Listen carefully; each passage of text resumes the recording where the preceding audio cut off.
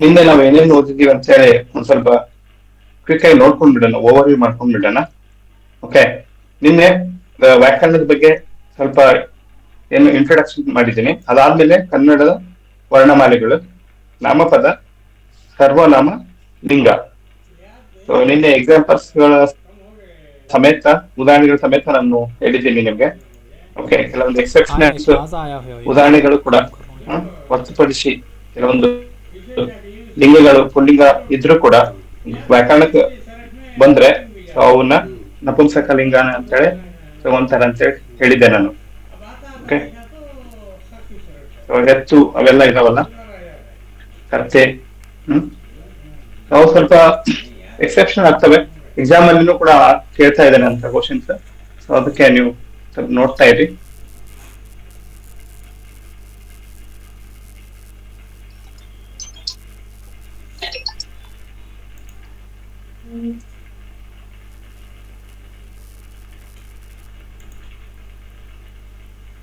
Okay okay sir, okay okay. Full screen ಕಾಣಿಸ್ತಾ ಇದೆಯಲ್ಲ? S. Okay. So ಇವತ್ತು ನಾವು ಯಾವ ವಿಷಯಗಳ ಬಗ್ಗೆ ಮಾತಾಡ್ತಿದ್ದೇವೆ ಅಂತಂದ್ರೆ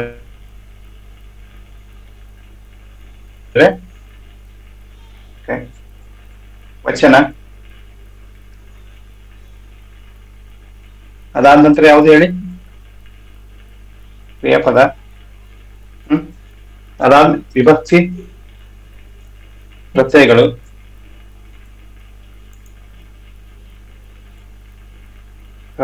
ಆದ್ರೆ ಕೃದಂತ, ಶಬ್ದಗಳು, ಅಥವಾ ಏನಂತಾರೆ ಕೃದಂತ ಶಬ್ದಗಳಿಗೆ ಇನ್ನೊಂದು ಹೆಸರು ಏನಂತ ಹೇಳಿ?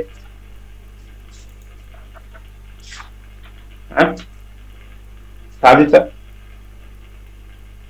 ಶಬ್ದಗಳು. ಆದ್ರೆ ಇಷ್ಟು ಮಾಡೋಣ. ಓಕೆ, ಸಂಧಿಗಳು ಓದಿದ್ದೀರಾ? ಸಂಧಿಗಳು. ಓಕೆ, ವಚನ. ವಚನ ಅಂದ್ರೆ ಏನು? ಇದು ವಚನ ಸಾಹಿತ್ಯಕ್ಕೆ ಸಂಬಂಧಪಟ್ಟದ್ದಲ್ಲ. ವಚನ ಅಂದ್ರೆ ಇದು ಬೇರೆ. ಆಕ್ಚುಲಿ ಏಕವಚನ, ಬಹುವಚನ ನಾವು ಕೇಳಿದಿರಲ್ಲ. ಸೊ ವಚನ ಅಂದ್ರೆ ಏನು?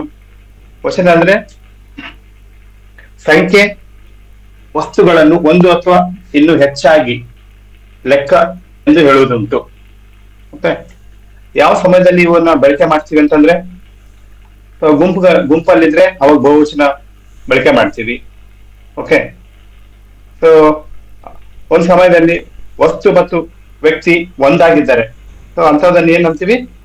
ಏಕವಚನ. ಮತ್ತೆ ಬಹುವಚನ.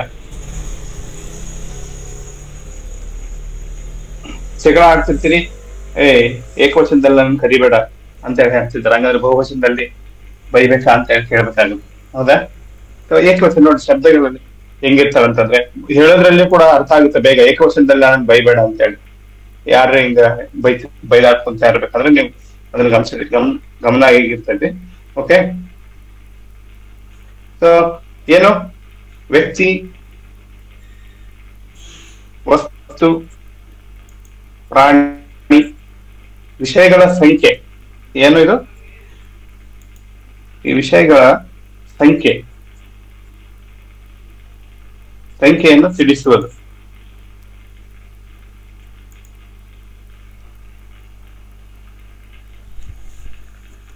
ವಚನ, ಬಹುವಚನ ಅಂತೇಳಿ. ಸೊ ಏಕವಚನಕ್ಕೆ ಏನಾದ್ರೂ ಉದಾಹರಣೆ ಕೊಡ್ತೀರಾ? ಒಬ್ಬ ವ್ಯಕ್ತಿ, ಒಂದು ವಸ್ತು ಅಥವಾ ಒಂದು ಸ್ಥಳ. ಓಕೆ, ಒಂದು ವ್ಯಕ್ತಿ, ಒಂದು ಸ್ಥಳದ ಬಗ್ಗೆ ಅಥವಾ ಒಂದು ವಸ್ತು. ಉದಾಹರಣೆಗಳು ನಿಮ್ಗೆ ಗೊತ್ತೇ ಇರುತ್ತೆ. ಯಾವ್ದು ಹೇಳಿ ಉದಾಹರಣೆ? ಹುಡುಗ. ಆದ್ರೆ ಬಹುವಚನದಲ್ಲಿ ಹೆಂಗಿರುತ್ತೆ? ಒಂದಕ್ಕಿಂತ ಹೆಚ್ಚು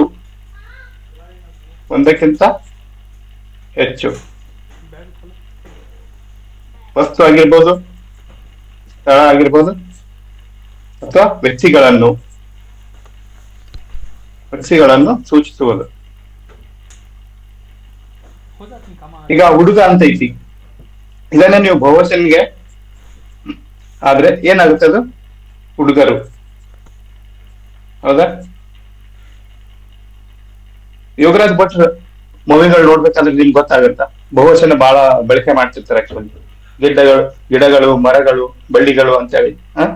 ಸೊ ಆ ರೀತಿ ಸೊ ಬಹುವಚನ ಜಾಸ್ತಿ ಅದು ಹೆಂಗಾಗುತ್ತಂದ್ರೆ ಒಂದ್ ಸ್ವಲ್ಪ ಕೇಳಕ್ಕೆ ಏನೋ ಒಂಥರ ಡಿಫ್ರೆಂಟ್ ಆಗಿ ಐತಲ್ಲ, ಯೋಗರಾಜ್ ಭಟ್ರು ಅದಕ್ಕೆ ಡಿಫ್ರೆಂಟ್ ಆಗಿ ಮೂವಿ ತೆಗಿತಾರ ಅಂತ ಹೇಳಿ ನೀವು ನೋಡಿರ್ತೀರಿ ಆಕ್ಚುಲಿ. ಸೊ ಕೆಲವೊಂದು ಮೂವಿಗಳಲ್ಲೆಲ್ಲ ಬಹಳಷ್ಟು ಬಳಕೆ ಮಾಡ್ತಿರ್ತಾರೆ. ಓಕೆ, ರಾಣಿ ಮತ್ತೆ ಮರ. ರಾಣಿ ಏನಾಗುತ್ತೆ? ರಾಣಿಗಳು ಆಗುತ್ತಾ? ಏನಾಗುತ್ತೆ ರಾಣಿಗಳು?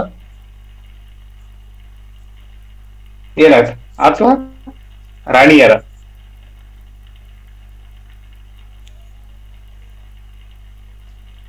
ರಾಣಿಯರು ಆಗುತ್ತೆ ಆಕ್ಚುಲಿ. ಸೊ ರಾಣಿಗಳು ಆಗಲ್ಲ. ಓಕೆ, ಮರ ಏನಾಗುತ್ತೆ? ಮರಗಳು.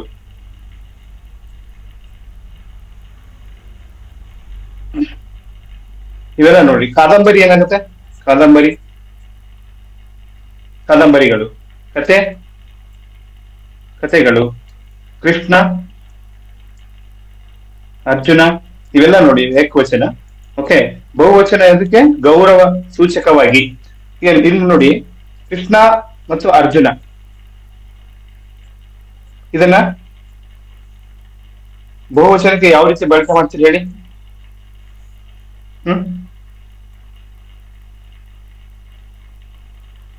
ಇದಕ್ಕೆ ಹೆಂಗ್ ಬಹುವಚನದಲ್ಲಿ ಕೃಷ್ಣಾರ್ಜುನ ಯುದ್ಧ, ಕೃಷ್ಣಾರ್ಜುನ ಅಂತ ಈ ರೀತಿ ನೀವು ಗೌರವ ಸೂಚಕವಾಗಿ ಏನು ಇಲ್ಲಿ ಬಳಸ್ಕೊಳ್ತೀವಿ. ಓಕೆ, ಅದೇ ರೀತಿ ನೀವು ಕೆಲವೊಂದು ಉದಾಹರಣೆಗಳು ಹಾಗೆ ನೋಡ್ಬೇಕು. ಕೆಲವೊಂದು ಕೇಶಿರಾಜನ ಪ್ರಕಾರ ಕೇಳ್ಬೋದು. ಕೇಶಿರಾಜ ಅಂತಂದ್ರೆ ಕನ್ನಡದ ಮೊಟ್ಟ ಮೊದಲ ಏನು ವ್ಯಾಕರಣ ಗ್ರಂಥವನ್ನು ಕೊಟ್ಟಿದ್ದವರು ಯಾರಪ್ಪ ಅಂತಂದ್ರೆ ಕೇಶಿರಾಜ. ಕೇಶಿರಾಜ ಎಷ್ಟು ಹೇಳಿದಾನೆ ಹೇಳಿ? ಈಗ ಕನ್ನಡ ಭಾಷೆಯಲ್ಲಿ ಏಕವಚನ ಮತ್ತು ಬಹುವಚನಗಳಂತದವ, ಎರಡು ವಚನಗಳದವ. ಆದ್ರೆ ಕೇಶಿರಾಜನ್ ಏನ್ ಹೇಳ್ತಾನಂತಂದ್ರೆ, ಇದು ವರ್ಡ್ ಏನ್ ನಾನು ಬರೀತೀನಲ್ಲ, ಇದು ಎಕ್ಸಾಮ್ ಅಲ್ಲಿ ಕೇಳುವಂತ ಚಾನ್ಸ್ ಇರುತ್ತೆ. ದ್ವಿವಚನಂ ಉಚಿತಮೆ ಬರ್ಕುಂ, ಈ ಪದವನ್ನು ಯಾರು ಹೇಳಿದ್ರು ಅಂತ ಕೇಳ್ಬಹುದು. ಸೊ ಅದಕ್ಕಾಗಿ ಏನು ಹಂಗಂದ್ರೆ ಇದು ದ್ವಿವಚನ ಉಚಿತಮೆ ಬರ್ಕುಂ ಅಂತೇಳಿ. ಸಂಸ್ಕೃತದಲ್ಲಿ ನೀವು ನೋಡಿ, ಸಂಸ್ಕೃತದಲ್ಲಿ ತಗೊಂಡ್ರೆ ಎಷ್ಟು ವಚನಗಳಿದಾವೆ? 3 ಅದಾವೆ. ಯಾವ್ಯಾವ ಹೇಳ್ತೀರಾ? ಯಾರಾದ್ರೂ ಓದಿದ್ದೀರಾ? 3: ಏಕವಚನ, ದ್ವಿವಚನ, ಇನ್ನೊಂದು ಯಾವುದು? ಬಹುವಚನ. ನೋಡಿ, ಸಂಸ್ಕೃತದಲ್ಲಿ 3 ವಿಧಗಳಿದ್ದಾವೆ. ಸೊ ಕೇಶಿರಾಜ ಏನಂತಾನೆ, ದ್ವಿವಚನಂ ಉಚಿತಮೇ ಬರ್ಕುಂ ಅಂತೇಳಿ. ಇದು ಸ್ವಲ್ಪ ಇದು ನಾವು ಕನ್ನಡ ಭಾಷೆಯಲ್ಲಿ 2, ಬಟ್ ಕೇಶಿರಾಜ ಹೇಳಿದ್ದು ಹೆಂಗೆ 3 ವಿಧ ಅಂತ ಹೇಳಿ: ಏಕವಚನ, ದ್ವಿವಚನ, ಬಹುವಚನ ಅಂತೇಳಿ. ಓಕೆ, ಸೊ ನೋಡಿ, ಕೇಶಿರಾಜ ಏನು, ಒಂದಿದ್ದರೆ ಏಕವಚನ, ಎರಡಿದ್ದರೆ ಒಂದಿದ್ರೆ ಎರಡಿದ್ರೆ ದ್ವಿವಚನ. ಬಹುವಚನ ಅಂತಂದ್ರೆ ಏನು? ವಚನ. ಓಕೆ, ದ್ವಿವಚನಕ್ಕೆ ಕೆಲವೊಂದು ಉದಾಹರಣೆಗಳು ಯಾವ್ಯಾವ ಹೇಳ್ತಾರೆ ಯಾರಾದ್ರೂ?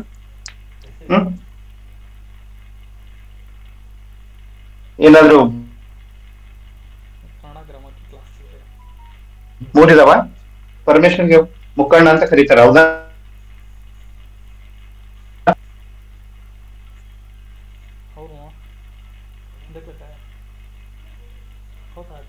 ರಾಮ ಲಕ್ಷ್ಮಣರು. ಓಕೆ, ಕೃಷ್ಣ ಅರ್ಜುನರು, ಈ ಲವಕುಶರು.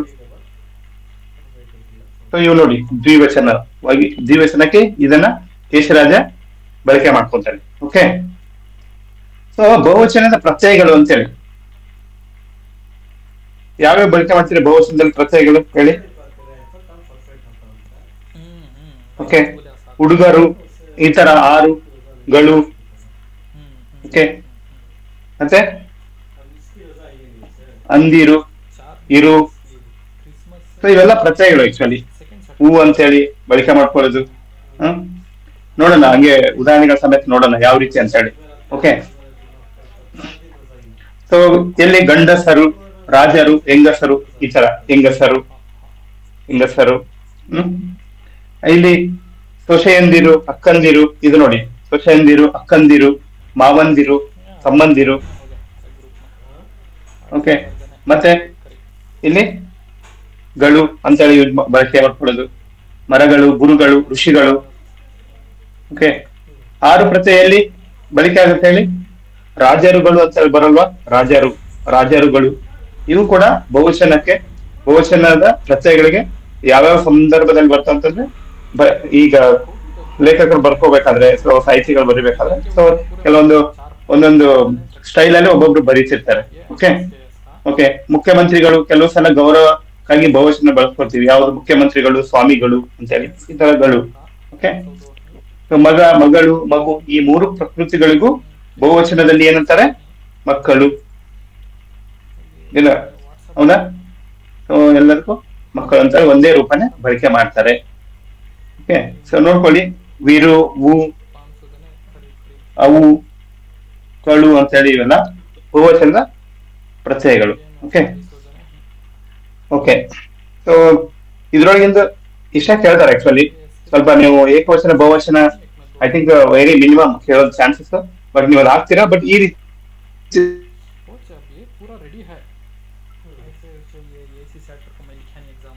ವರ್ಡ್ಸ್ ಗಳನ್ನ ನೋಡ್ಕೊಟ್ರಿ, ಅವನೇ ಇನ್ನೊಂದ್ಸಲ 1-2 ಸಲ ರಿವಿಷನ್ ಮಾಡೋದ್ರಿಂದ ಬೇಗ ನಿಮ್ಗೆ ಏನಾಗುತ್ತಾ, ಈಸಿಯಾಗಿ ಅಂಡರ್ಸ್ಟ್ಯಾಂಡಿಂಗ್ ಆಗುತ್ತಾ. ಹೌದಾ? ನೆಕ್ಸ್ಟ್ ಯಾವ್ದು ಹೇಳೋಣ? ವಿಭಕ್ತಿ ಪ್ರತ್ಯಯಗಳು.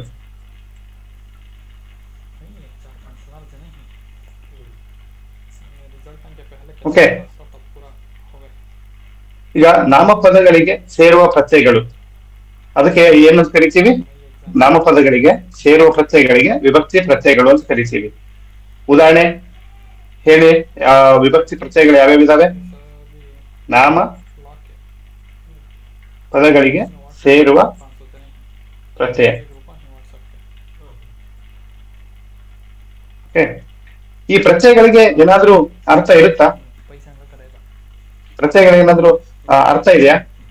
ನಾನೀಗ ಈ ಪ್ರತ್ಯಯಗಳು ಹೇಳ್ದೆ ನಾನು ಆಕ್ಚುಲಿ 6 ಗಳು, ಇವೆಲ್ಲ ಪ್ರತ್ಯಯಗಳು. ಇದಕ್ಕೆ ಏನಾದ್ರೂ ಅರ್ಥ ಇದೆಯಾ? ಅರ್ಥವಿಲ್ಲ ಇದಕ್ಕೆ.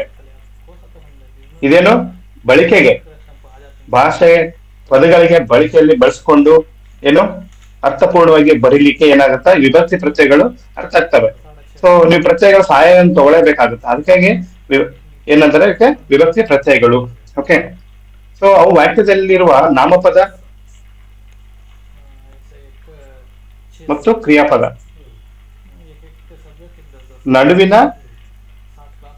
ಸಂಬಂಧ ಮುಖ್ಯವಾಗಿ ಇವೇನನ್ನು ಸೂಚಿಸ್ತವೆ. ಇವು ನಾಮಪದ ಮತ್ತು ಕ್ರಿಯಾಪದದ ನಡುವಿನ ಸಂಬಂಧ. ಓಕೆ.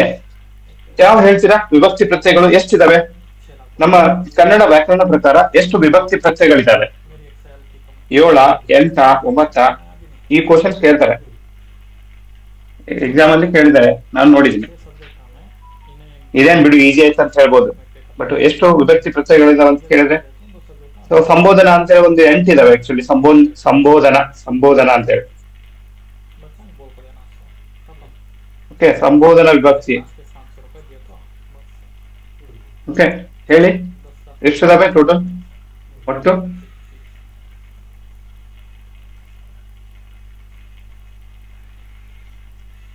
ಈ ಪ್ರತ್ಯಯಗಳು ನಾಮ ಪ್ರಕೃತಿಗೆ ನಿರ್ದಿಷ್ಟ ಅರ್ಥ ಬರುವಂತೆ ಮಾಡ್ತಾರೆ ಆಕ್ಚುಲಿ. ಹೌದಾ? ಪ್ರತ್ಯಯಗಳನ್ನು ಸ್ವತಂತ್ರವಾಗಿ ಬಳಸಲು ಬರೋದಿಲ್ಲ ಅಂತ ಹೇಳಿದೆ. ಹಾಗೆ ಬಳಸಿದ್ರು ಅದು ಅರ್ಥವೂ ಬರುದಿಲ್ಲ.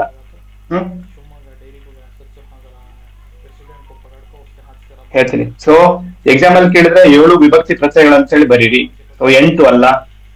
ಓಕೆ. 9 ಅಲ್ಲ. ಓಕೆ. 7 ವಿಭಕ್ತಿ ಪ್ರತ್ಯಯಗಳು. ಯಾವ ವಿಭಕ್ತಿ ಪ್ರತ್ಯಯಗಳು?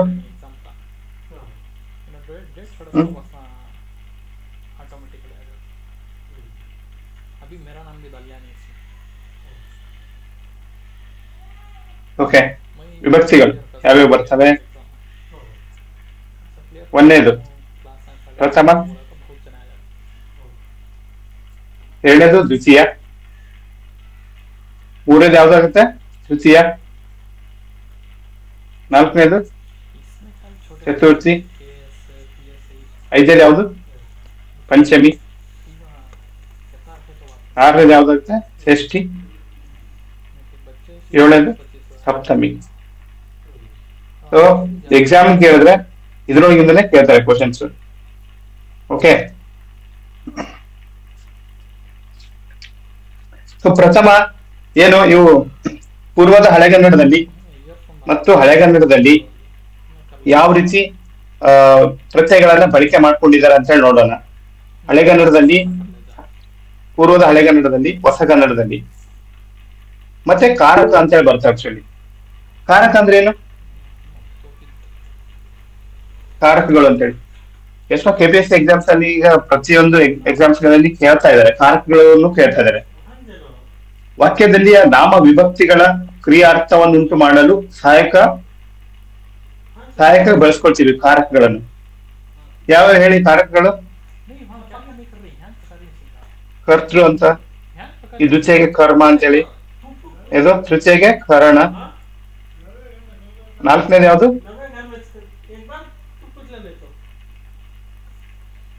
ಓಕೆ.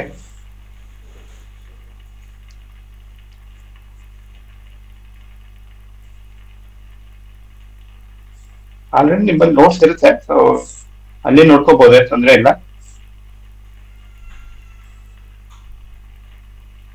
ಓಕೆ, ಸೊ ಕಾರಕಗಳು ತುಂಬಾ ಇಂಪಾರ್ಟೆಂಟ್, ಕೇಳ್ತಿರ್ತಾರೆ. ಸೊ ಪ್ರಥಮ ಯಾವುದು ಕರ್ತೃ,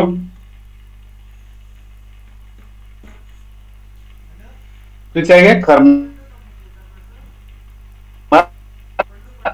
ತೃತೀಯಗೆ ಯಾವುದು ಕರಣ, ಚತುರ್ಥಿಗೆ ಸಂಪ್ರದಾನ, ಪಂಚಮಿಗೆ ಅಪಾದಾನ. ಇದಕ್ಕೆ ಕಾರಕ ಐತಾ? ಷಷ್ಠಿ ವಿಭಕ್ತಿಗೆ ಕಾರಕ ಇದೆಯಾ ಇಲ್ವಾ?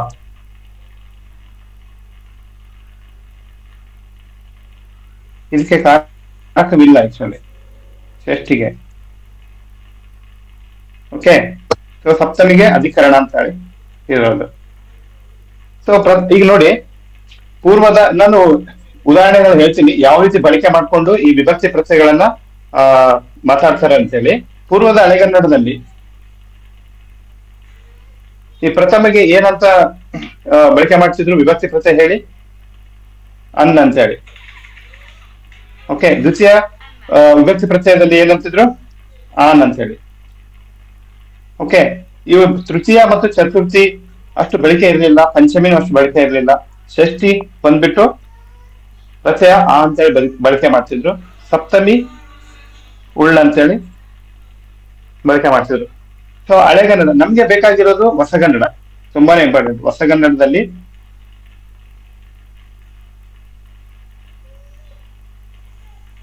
ಈ ಪ್ರತ್ಯಯಗಳು ಹಳೆಗನ್ನಡ. ಓಕೆ, ಮ ಅಂತೇಳಿ, ಆಮ್ ಅಂತೇಳಿ, ಇಮ್ ಅಂತೇಳಿ ಹಳೆಗನ್ನಡದಲ್ಲಿ. ಆಮೇಲೆ ಕೆ ಅಂತೇಳಿ, ಯಾವುದು ಚತುರ್ಥಿ ಗೆ ಕೆ ಅಂತ ಗೊತ್ತು. ಪಂಚಮಿ ಅತ್ತ ನಿಂದೆ, ಅತ್ತ ನಿಮ್ ಅಂತೇಳಿ ಕರಿತಿದ್ರು, ಅತ್ತ ನಿಮ್ ಅಂತೇಳಿ. ಓಕೆ, ಷಷ್ಠಿ ಅಂತಾನೆ ಬರುತ್ತೆ, ಈಗ ಕೂಡ ಷಷ್ಠಿ ಅಂತಾನೆ ಪ್ರತ್ಯಯ ಬಳಕೆ ಮಾಡ್ತಾರೆ. ಸಪ್ತಮಿಯಲ್ಲಿ ಒಳ್ಳ ಅಂತೇಳಿ. ಓಕೆ, ಹೊಸಗನ್ನಡದ ಹೇಳ್ರಿ, ನನಗೆ ಎಕ್ಸಾಮ್ಗೆ ಬೇಕಾಗಿರೋದು ಇಂಪಾರ್ಟೆಂಟ್ ಅಂದ್ರೆ ಹೊಸಗನ್ನಡದಲ್ಲಿ ಯಾವ ರೀತಿ ಪ್ರತ್ಯಯಗಳನ್ನು ಬಳಕೆ ಮಾಡ್ಕೊಂತಾರೆ, ಅದೇ ಉದಾಹರಣೆಗಳ ಸಮೇತ ಹೇಳ್ಬೇಕು. ಹೇಳಿ, ಉದಾಹರಣೆಗಳ ಸಮೇತ. ಪ್ರಥಮದಲ್ಲಿ ಯಾವ್ದಾಗುತ್ತೆ? ಪ್ರಥಮದಲ್ಲಿ ಹೇಳಿ, ಹೂ ಆಗುತ್ತೆ, ಹೌದಾ? ಓಕೆ, ದ್ವಿತೀಯ ನೋಡಿ, ವ್ಯಾಕರಣ ಅಂತಂದ್ರೆ ನಮ್ಗೆ ಎಷ್ಟು ಬೇಗ ಅರ್ಥ ಆಗುತ್ತೆ, ಎಷ್ಟು ಬೇಗ ಅರ್ಥ ಮಾಡ್ಕೋತೀವಿ, ಶಬ್ದಗಳನ್ನ ಬಳಕೆ ಮಾಡ್ಕೋತೀವಿ ಅನ್ನೋದನ್ನ ತಿಳಿಸ್ಕೊಡ್ತಾ ಹೋಗುತ್ತಾ. ಭಾಷಾ ರಚನಾ ಶಾಸ್ತ್ರ ಅಂತ ಹೇಳಿದೇವು ನಾವು ವ್ಯಾಕರಣದ. ಇದು ನೋಡಿ, ಈಗ ನಮ್ಗೆ ಹೆಂಗೆ ಭಾಷೆ ಬೆಳವಣಿಗೆ ಆಗ್ತಾ ಇದೆ. ಸೊ ಪೂರ್ವದ ಹಳೆಗನ್ನಡದಲ್ಲಿ ರಾಮನ್ ಅಂತ ಕರಿತಿದ್ರು, ಹೌದಾ? ರಾಮನ್ ಅಂತೇಳಿ. ಓಕೆ, ರಾಮನ್ ಅಂತೇಳಿ, ಈಗ ಏಕವಚನದಲ್ಲಿ ರಾಮನ್ ಅಂತೇಳಿ. ಸೊ ದ್ವಿತೀಯದಲ್ಲಿ ರಾಮಾನ್, ನೋಡಿ ಇದು ಅನ್, ಇದು ಆನ್ ಅಂತೇಳಿ. ಈಗ ನೋಡಿ ಹಳೆಗನ್ನಡಕ್ಕೆ ಬರ್ಬೇಕಾದ್ರೆ ಏನಾಗಿತ್ತು, ರಾಮಂ ಅಂತೇಳಿ ಬರಕ್ ಸ್ಟಾರ್ಟ್ ಆಯ್ತು, ರಾಮಂ ಅಂತೇಳಿ. ಓಕೆ, ರಾಮಂ ಅಂತೇಳಿ, ಹ ರಾಮನಿಮ್ ಅಂತೇಳಿ, ರಾಮನಿಂದ ಅಂತೇಳಿ ಹೇಳಕ್ಕೆ ಹಳೆಗನ್ನಡದಲ್ಲಿ ರಾಮನಿಮ್ ಅಂತೇಳಿ ಹೇಳ್ತಿದ್ರು. ಓಕೆ, ಸೊ ಈ ರೀತಿ. ಸೊ ಇದು ನೋಡಿ ನನ್ಗೆ ಎಕ್ಸಾಮ್ ಬೇಕಾಗಿರೋದು ಹೂ. ಸೊ ಪ್ರಥಮ ಏನಾಗುತ್ತೆ, ಹೂ ಆಗುತ್ತೆ. ಈ ಹೂ ಬಳಕೆ ಮಾಡ್ಕೊಂಡು ಈ ಪ್ರತ್ಯಯನ ಮಾಡಿ ನೋಡ, ಯಾರು ಮಾಡ್ತೀರಾ? ಇಂಟ್ರೆಸ್ಟ್ ಇರ್ಲಿ, ಯಾಕಂತಂದ್ರೆ ನಿಮ್ಗೆ ಎಲ್ಲ ಇನ್ಫಾರ್ಮೇಶನ್ ಎಲ್ಲ ಎಲ್ಲಿ ಓದಿದ್ರು ಇದಾವೆ, ತುಂಬಾ ಬುಕ್ಸ್ ಗಳಿದಾವೆ ಚೆನ್ನಾಗಿ. ಬಟ್ ಇಲ್ಲಿ ಏನಾಗುತ್ತೆ ಅಂದ್ರೆ ಇದು ಇಂಟ್ರಾಕ್ಷನ್ ಮಾಡೋದ್ರಿಂದ ನಿಮ್ಗೆ ಏನಾಗುತ್ತೆ, ಈಸಿಯಾಗಿ ನೀವು ಅರ್ಥ ಮಾಡ್ಕೊಳಕ್ ಪ್ರಯತ್ನ ಪಡ್ತೀರಿ. ಓಕೆ, ಈಗ ನೋಡಿ ಹೂ ಅಂತ ಇರೋದು, ರಾಮನು ಶಾಲೆಗೆ ಹೋಗುತ್ತಾನೆ. ಹೌದಾ? ಇಲ್ಲಿ ರಾಮನು ಅಂತ ನಾಮಪದ ಬಳಕೆಗೆ ಏನು ಪ್ರತ್ಯಯನ ಬಳಕೆ ಮಾಡೀನಿ, ಯಾವುದು ಹೂ, ರಾಮನು ಅಂತೇಳಿ. ಓಕೆ, ಅದೇ ರೀತಿ ದ್ವಿತೀಯಾಗಿ ಯಾವುದು ಹೇಳಿ? ದ್ವಿತೀಯಾಗಿ ಯಾವ ವಿಭಕ್ತಿ ಪ್ರತ್ಯಯ ಬಳಕೆ ಮಾಡ್ತಿದ್ವಿ? ಅನ್ನು. ಹೌದಾ? ಅನ್ನು. ಹಾಗಾದ್ರೆ ಅನ್ನು ಅಂತೇಳಿ ಹೆಂಗ್ ಬಳಕೆ ಮಾಡ್ತೀರಿ? ದ್ವಿತೀಯ, ರಾಮನು ಪುಸ್ತಕವನ್ನು ಓದುತ್ತಾನೆ. ಈ ತರ ನಿಮ್ಗೆ ಕೊಟ್ಬಿಟ್ಟು ಕೇಳ್ತಾರೆ, ಇದ್ರೊಳಗಡೆ ಇವೆಲ್ಲ ಸಾಲುಗಳನ್ನು ಕೊಟ್ಬಿಟ್ಟು ಇದ್ರೊಳಗಡೆ ಯಾವ ಪದ, ಗೆರೆ ಎಳೆದ ಪದಕ್ಕೆ ಉದಾಹರಣೆಯನ್ನು, ವಿಭಕ್ತಿ ಪ್ರತ್ಯಯ ಉದಾಹರಣೆಗಳನ್ನು ತಿಳಿಸಿ ಅಂತ ಹೇಳಿ. ಓಕೆ, ರಾಮನು ಪುಸ್ತಕವನ್ನು ಓದುತ್ತಾನೆ. ಸೊ ಈ ತರ ಆಯ್ತು. ಶಿಕ್ಷಕರು ವಿದ್ಯಾರ್ಥಿಯನ್ನು ಮೆಚ್ಚಿದರು. ಸೊ ಇಲ್ಲಿ ನಿಮ್ಗೆ ದ್ವಿತೀಯ ವಿಭಕ್ತಿ ಎಲ್ಲಿ ನೀವು ಬಳಕೆ ಮಾಡ್ಕೊಂಡಿರಿ ಪ್ರತ್ಯಯನ, ಎಲ್ಲಿ ಹೇಳಿ ನೋಡ? ಪುಸ್ತಕವನ್ನು, ಅನ್ನು, ವಿದ್ಯಾರ್ಥಿಯನ್ನು. ಹೌದಾ? ಸೊ ಇಲ್ಲಿ ನೀವು ದ್ವಿತೀಯ ವಿಭಕ್ತಿ ಪ್ರತ್ಯಯ ಬಳಕೆ ಮಾಡ್ಕೊಂಡು ಯಾವ ರೀತಿ ಹೇಳ್ಬೋದು ನೋಡಿ. ಈ ವಿಭಕ್ತಿ ಪ್ರತ್ಯಯಗಳು ಇರಲಿಲ್ಲ ಅಂತಂದ್ರೆ ಅರ್ಥನೇ ಬರೋದಿಲ್ಲ. ನಿಮ್ಗೆ ಯಾವ ಸಂದರ್ಭಕ್ಕೆ ಏನ್ ಹೇಳ್ಬೇಕು ಅನ್ನೋದೇ ಗೊತ್ತಾಗ್ತಾ ಇರ್ಲಿಲ್ಲ. ಹೌದಾ? ಓಕೆ, ಸೊ ಪ್ರಥಮ, ದ್ವಿತೀಯ, ಆಮೇಲೆ ತೃತೀಯ ಏನ್ ಹೇಳುತ್ತಾ? ಹಿಂದ. ಸೊ ಹಿಂದ ಬಳಕೆ ಮಾಡ್ಕೊಂಡು ಹೆಂಗ್ ಬರೀತೀರಾ? ಎಷ್ಟೋ ಎಕ್ಸಾಮ್ಸ್ ಅಲ್ಲಿ ಕೇಳಿದ್ದಾರೆ, ಅವನು ಬಸ್ನಿಂದ ಬಂದನು. ಹೌದಾ? ರೈತನು ಕತ್ತಿಯಿಂದ ಬೆಳೆ ಕತ್ತರಿಸಿದನು. ಸೊ ಯಾವ್ದಾಗುತ್ತೆ ಇಲ್ಲಿ ಈ ವಾಕ್ಯದಲ್ಲಿ, ಎಲ್ಲಿ ತೃತೀಯ ವಿಭಕ್ತಿ ಬರುತ್ತೆ ಹೇಳಿ? ಬಸ್ನಿಂದ, ಕತ್ತಿಯಿಂದ, ಇಂದ ಇಲ್ಲಿ ತೃತೀಯ. ನೀವು ಅವನು ಬಸ್ ಬಂದನು ಅಂತಂದ್ರೆ ನಿಮ್ಗೆ ಏನಾದ್ರು ಅರ್ಥ ಆಗ್ತಿತ್ತ? ರೈತನು ಕತ್ತಿಯಿಂದ ಬೆಳೆ ಕತ್ತರಿಸಿದನು ಅಂತಂದ್ರೆ ಏನಾದ್ರು ಆಗುತ್ತಾ? ಇಲ್ಲ. ಹೌದಾ? ಸೊ ಈ ತರ ಬಳಕೆ ಮಾಡ್ಕೊಂಡು ಆ ಸಂದರ್ಭಕ್ಕೆ ಯಾವುದನ್ನ ಬಳಕೆ ಮಾಡ್ಕೊಂಡ, ನಾಮಪ್ರಕೃತಿ ಏನು ನಾಮಪದಕ್ಕೆ ವಿಭಕ್ತಿ ಪ್ರತ್ಯಯ ಸೇರಿಸ್ಕೊಂಡು ಹೇಳೋದ್ರಿಂದ ಏನಾಗುತ್ತೆ, ಅರ್ಥವಾಗಿ ಬರುತ್ತೆ. ಆಕ್ಚುಲಿ ನೀವು ಅರ್ಥ ಮಾಡ್ಕೋಬಹುದು. ಹೌದಾ? ನೆಕ್ಸ್ಟ್ ತೃತೀಯ ಆಯ್ತು. ನೆಕ್ಸ್ಟ್ ಯಾವುದು? ಚತುರ್ಥಿ. ಇದು ಯಾವುದು? ಚತುರ್ಥಿ ಇಂದ ಅಂತ ಆಗಿರೋದು. ಚತುರ್ಥಿ ಗೇಯಕೇನ, ಇದು ಎಕ್ಸೆಪ್ಷನಲ್ ಕ್ಯಾರೆಕ್ಟರ್ಸ್ ಇದೆ ಆಕ್ಚುಲಿ. ಏನು ಹೊಸಗನ್ನಡಕ್ಕೆ ಬರ್ಬೇಕಾದ್ರೆ, ಹಳಗನ್ನಡದಿಂದ ಬರ್ಬೇಕಾದ್ರೆ ಯಾವುದೇ ರೀತಿಯಿಂದ ನೋಡಿ ಬದಲಾವಣೆ ಆಗಿಲ್ಲ. ಅದೇ ಯಾಜ್ ಇಟ್ ಇಸ್ ಹಂಗೆ ಬಂದಿದೆ ಆಕ್ಚುಲಿ. ಸೊ ನಾವು ಅದನ್ನೇ ಬಳಕೆ ಮಾಡ್ಕೊಂತಿದ್ದೀವಿ. ಸೊ ಹಾಗಿದ್ರೆ ಚತುರ್ಥಿ ಗೆ ಕೆ ಅಂತ ಹೇಳಿರೋದು. ಸೊ ಗೆ ಕೆ ಅನ್ನ ಬಳಕೆ ಮಾಡ್ಕೊಂಡು ನೀವು ಉದಾಹರಣೆಗಳನ್ನು ಕೊಡಿ ನೋಡ.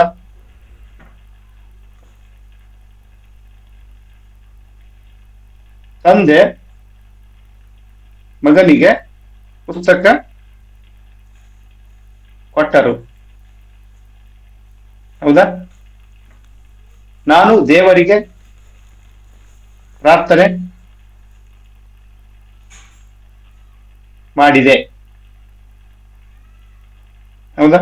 ಸೊ ಇಲ್ಲಿ ನೋಡಿ ಗೆ ಈ ತರ ಬಳಕೆ ಆಗ್ತಾ ಇದಾವೆ. ಹೌದಾ? ಗೆ, ಇಗೆ, ಕೆ, ಅಕ್ಕೆ ಇವೆಲ್ಲ ಏನಾಗ್ತಾವ ಅಂತಂದ್ರೆ ಚತುರ್ಥಿ ಆಗುತ್ತೆ. ನೋಡೋಣ ಉದಾಹರಣೆಗಳು ಹಾಗೆ ಎಷ್ಟು ಸಿಗ್ತಾವ ಅಷ್ಟು ತಗೋಣ. ಬಟ್ ನಿಮ್ಗೆ ಯಾವ್ಯಾವ ಅಂತ ಹೇಳಿ ನೆನ್ಪು, ಈ ಕೋಡ್ ವರ್ಡ್ಸ್ ಇಟ್ಕೋಬೇಕು. ಹೆಂಗೆ ಇಟ್ಕೋತೀರಾ ಹೇಳಿ? ಹೆಂಗ್ ಇಟ್ಕೋತೀರಿ ಕೋಡ್ ವರ್ಡ್ಸ್ ಇದಕ್ಕೆ? ಹಾ ಬೈ. ಓಕೆ, ಚತುರ್ಥಿ ಆಯ್ತು. ಚತುರ್ಥಿ ಆದ್ಮೇಲೆ ಪಂಚಮಿ. ಪಂಚಮಿ. ಸೊ ಪಂಚಮಿದಲ್ಲಿ ಯಾವುದು ನಿಮ್ಗೆ ಪ್ರತ್ಯಯ ಬಳಕೆ ಮಾಡ್ತೀರಿ? ದೆಸೆಯಿಂದ. ಹೌದಾ? ಸೊ ಇಂದ, ದೆಸೆಯಿಂದ ಆಲ್ರೆಡಿ ನಮ್ಗೆ ತೃತೀಯ ವಿಭಕ್ತಿ ಪ್ರತ್ಯಯ ಇದೆ. ಸೊ ಅಲ್ಲಿ ಆಲ್ರೆಡಿ ಇಂದ ಬಳಕೆ ಮಾಡ್ಕೊಂತಿದೀವಿ. ಸೊ ಇಲ್ಲಿ ಮತ್ತೆ ಏನಕ್ಕೆ ದೆಸೆಯಿಂದ ಬಳಕೆ ಮಾಡ್ಕೋಬೇಕು? ಹ ಅದಕ್ಕಾಗಿ ಆಕ್ಚುಲಿ ಈಗ ಎಕ್ಸೆಪ್ಷನಲ್ ಸ್ವಲ್ಪ ಇದಾವೆ ವ್ಯಾಕರಣದಲ್ಲಿ. ಇವನ್ನ ನೋಡಿ, ಕನ್ನಡ ವ್ಯಾಕರಣ ಯಾಕೆ ಅಷ್ಟೊಂದು ಡಿಫಿಕಲ್ಟ್ ಆಗುತ್ತೆ, ಕನ್ನಡ ಇಂಗ್ಲಿಷ್ ಗಿಂತ ತುಂಬಾ ಕಷ್ಟ ಅಂತ ಯಾಕೆ ಹೇಳ್ತಾರೆ ಅಂತಂದ್ರೆ, ಅದು ತುಂಬಾ ಅಂದ್ರೆ ಕಾಂಪ್ಲೆಕ್ಸಿಟಿ ತುಂಬಾ ಐತಿ, ಸಂಕೀರ್ಣತೆ ಬಹಳ ಐತಿ. ಆಕ್ಚುಲಿ ನೋಡಿ, ದೆಸೆಯಿಂದ ಅಂತ ಹೇಳೋದ್ ಬದಲು ನಾವು ತೃತೀಯನೇ ಬಳಕೆ ಮಾಡ್ಕೊಂಡು ಹೇಳ್ಬೋದಿತ್ತು. ಹೌದಾ? ರಾಮನು ಅವನು ಮನೆಯಿಂದ ಹೊರಟನು ಅಂತಂದ್ರೆ ಇಲ್ಲೇ ಹೇಳ್ಬೋದು ನಾವು. ಹೌದಾ? ಸೊ ಇಲ್ಲಿ ದೆಸೆಯಿಂದ ಅಂತ ಬಳಕೆ ಹಳೆಗನ್ನಡದಲ್ಲಿ ಮಾಡ್ಕೋತಿದ್ರು. ಸೊ ಈಗೂ ಕೂಡ ಪಂಚಮಿದಲ್ಲಿ ದೆಸೆಯಿಂದ ಅಂತ ಬಳಕೆ ಮಾಡಿಸಿದ್ರೆ, ಕೆಲವು ಕನ್ನಡ ಭಾಷಾ ವಿಜ್ಞಾನಿಗಳು ಇದು ಪಂಚಮಿನ ಬೇಡ ಅಂತ ಹೇಳಿ ಹೇಳ್ತಿದ್ದಾರೆ. ಕನ್ನಡದಲ್ಲಿ ಸಹಜವಾಗಿ ಇಲ್ಲದ ವಿಭಕ್ತಿ ಯಾವ್ದಂತಂದ್ರೆ ಪಂಚಮಿ ಆಕ್ಚುಲಿ. ಓಕೆ, ಇದು ಕೇಳ್ತಾರೆ ಎಕ್ಸಾಮ್ ಅಲ್ಲಿ. ಕನ್ನಡದಲ್ಲಿ ಸಹಜವಾಗಿ ಇಲ್ಲದ ವಿಭಕ್ತಿ ಯಾವ್ದಂತ ಕೇಳ್ತಾರೆ, ಪಂಚಮಿ. ಕನ್ನಡದಲ್ಲಿ ಇಲ್ಲದ ವಿಭಕ್ತಿ ಯಾವ್ದಂತಂದ್ರೆ ಇದು ನೋಡಿ, ಕನ್ನಡದಲ್ಲಿ ಪ್ರಥಮ. ಸೊ ಹೂ ಅನ್ನೋದು ಇದು ಕನ್ನಡದಲ್ಲಿ ಇಲ್ಲದ ವಿಭಕ್ತಿ. ಓಕೆ, ಈ ಕೆಲವೊಂದು ಎಕ್ಸೆಪ್ಷನ್ಸ್ ಇದಾವೆ, ಅವನ್ನ ಸ್ವಲ್ಪ ನೆನ್ಪಿಟ್ಕೊಡ್ರಿ. ಓಕೆ, ಸೊ ಕನ್ನಡದಲ್ಲಿ ಸಹಜವಾಗಿ ಇಲ್ಲದ ವಿಭಕ್ತಿ ಅಂತಂದ್ರೆ ಪಂಚಮಿ. ಸೊ ದೆಸೆಯಿಂದ ಅಂತ ಇತ್ತು. ಓಕೆ, ಅವನು ಮನೆಯಿಂದ ಹೊರಟನು. ಇದು ನೋಡಿ ಎಕ್ಸಾಮ್ ಉದಾಹರಣೆಗೆ ಹೇಳ್ಬೇಕಾದ್ರೆ, ಹಕ್ಕಿ ಗೂಡೂರಿಂದ ಹಾರಿತು. ಗೂಡೂರಿಂದ, ದೆಸೆಯಿಂದ, ಗೂಡು ಅಂತೇಳಿ ಈ ರೀತಿ. ಓಕೆ, ನೆಕ್ಸ್ಟ್ ಷಷ್ಠಿ. ಓಕೆ, ಷಷ್ಠಿಯಲ್ಲಿ ಯಾವುದು ಹೊಸಗನ್ನಡ ಹೇಳಿ?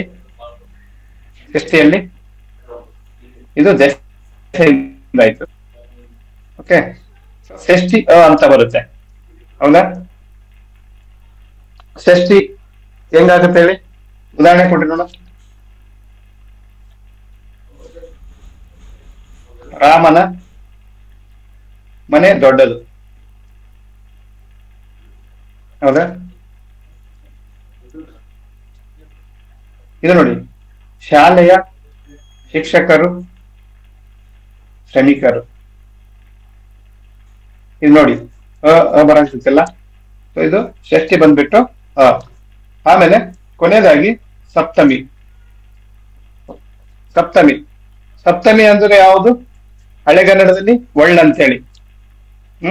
ಇಲ್ಲಿ ಬಂದ್ಬಿಟ್ಟು ಅಲ್ಲಿ, ಸಪ್ತಮಿ ಅಲ್ಲಿ. ಓಕೆ, ಈಗ ನೋಡ್ಕೊಳ್ಳಿ, ನಾ ಇದನ್ನ ಕಳಿಸಿರ್ತೀನಿ PDF ಸರ್ಗೆ. ಅವ್ರು ನಿಮ್ಗೆ ಇದನ್ನ ಏನ್ ಮಾಡ್ತಾರೆ, ನಿಮ್ಗೆ ನಾನು ಏನ್ ಹೇಳಿದೀನಿ ಆಸ್ ಯೂಶುವಲ್ ಹಿಂಗೆ ಕಳ್ಸ್ಬಿಡ್ತೀನಿ. ನೀವು ಇದನ್ನ ಒಂದ್ಸಲ ಕ್ವಿಕ್ ಆಗಿ ಒಂದ್ಸಲ ಗ್ಲಾನ್ಸ್ ಮಾಡ್ಕೊಡ್ರಿ. ಓಕೆ, ಸೊ ಇದನ್ನ ಹೆಂಗ್ ಬಳಕೆ ಮಾಡ್ಕೊಂತೀರಿ ಹೇಳಿ? ಅವನು ಶಾಲೆಯಲ್ಲಿದ್ದಾನೆ. ಹೌದಾ? ಅವನು ಶಾಲೆಯಲ್ಲಿ ಇದ್ದಾನೆ. ಓಕೆ, ನಾನು ಬೆಳಿಗ್ಗೆ ಮನೆಯಲ್ಲಿ ಓದಿದೆ. ಸೊ ಈ ರೀತಿ ಮನೆಯಲ್ಲಿ ಓದಿದೆ. ಓಕೆ, ಸೊ ಈ ರೀತಿ ಇರೋದು. ನೋಡಿ ನೋಡಿ, ಟೋಟಲ್ ಬಂದ್ಬಿಟ್ಟು 8 ವಿಭಕ್ತಿಗಳು. ಸೊ 8ನೇದು ಯಾವ್ದಂತಂದ್ರೆ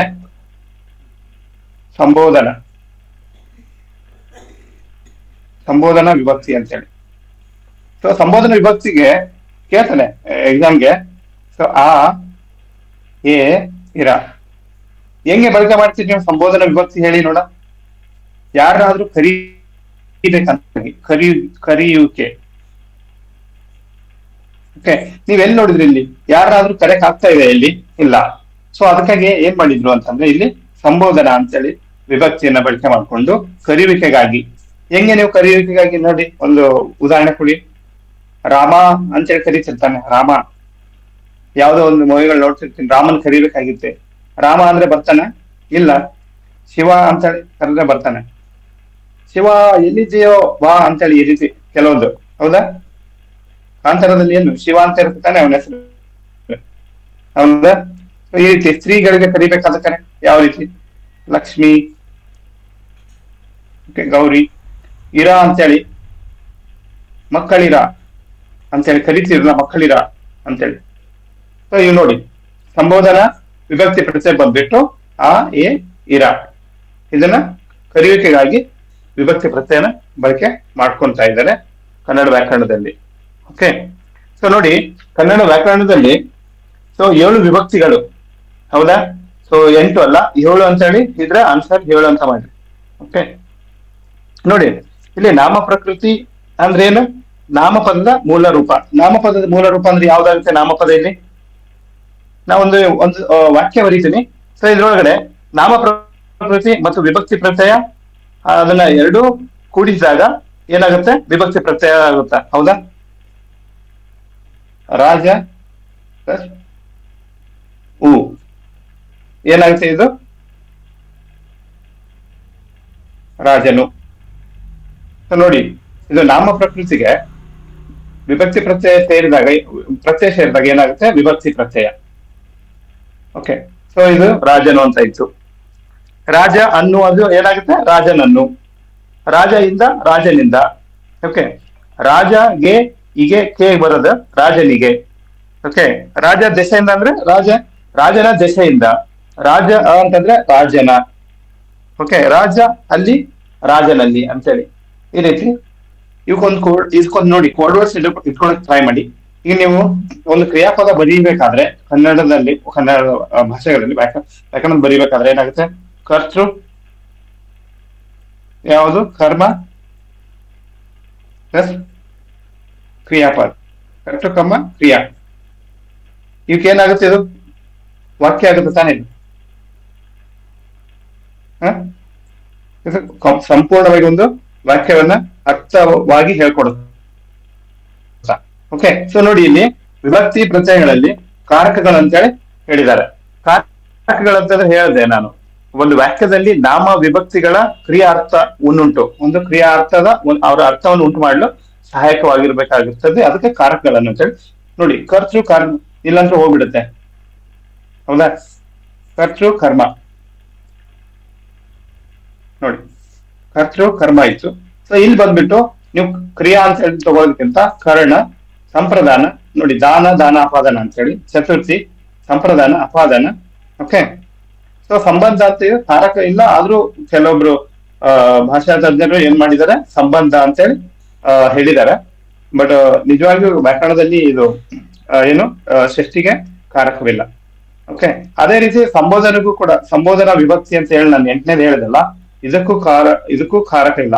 ಸೊ ಹಾಗಾಗಿ ಇದನ್ನ ವಿಭಕ್ತಿ ಪ್ರತ್ಯಯಗಳಲ್ಲಿ ಅಂದ್ರೆ 7 ವಿಭಕ್ತಿ ಪ್ರತ್ಯಯಗಳು ಅಂತ ಹೇಳಿದ್ರೆ ಅದನ್ನ ಸೇರ್ಸ್ಕೊಂಡಿದಿಲ್ಲ. ಓಕೆ, ಸ್ವಲ್ಪ ಎಕ್ಸೆಪ್ಷನಲ್ ಕ್ಯಾರೆಕ್ಟರ್ಸ್ ಅದಾವ, ಸ್ವಲ್ಪ ನೋಡ್ಕೊಳ್ಳಿ. ಓಕೆ, ಇದು ಬಂದ್ಬಿಟ್ಟು ವಿಭಕ್ತಿ ಪ್ರತ್ಯಯಗಳದು. ಓಕೆ,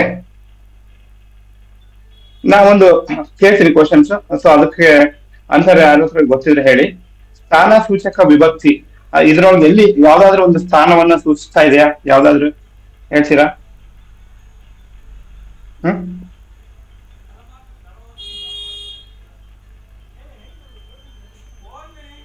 ಸ್ಥಾನ ಯಾವ್ದು ಸ್ಥಾನ ಯಾವ್ದು ಸೂಚಿಸ್ತದೆ ವಿಭಕ್ತಿ ಇದ್ರೊಳಗಡೆ?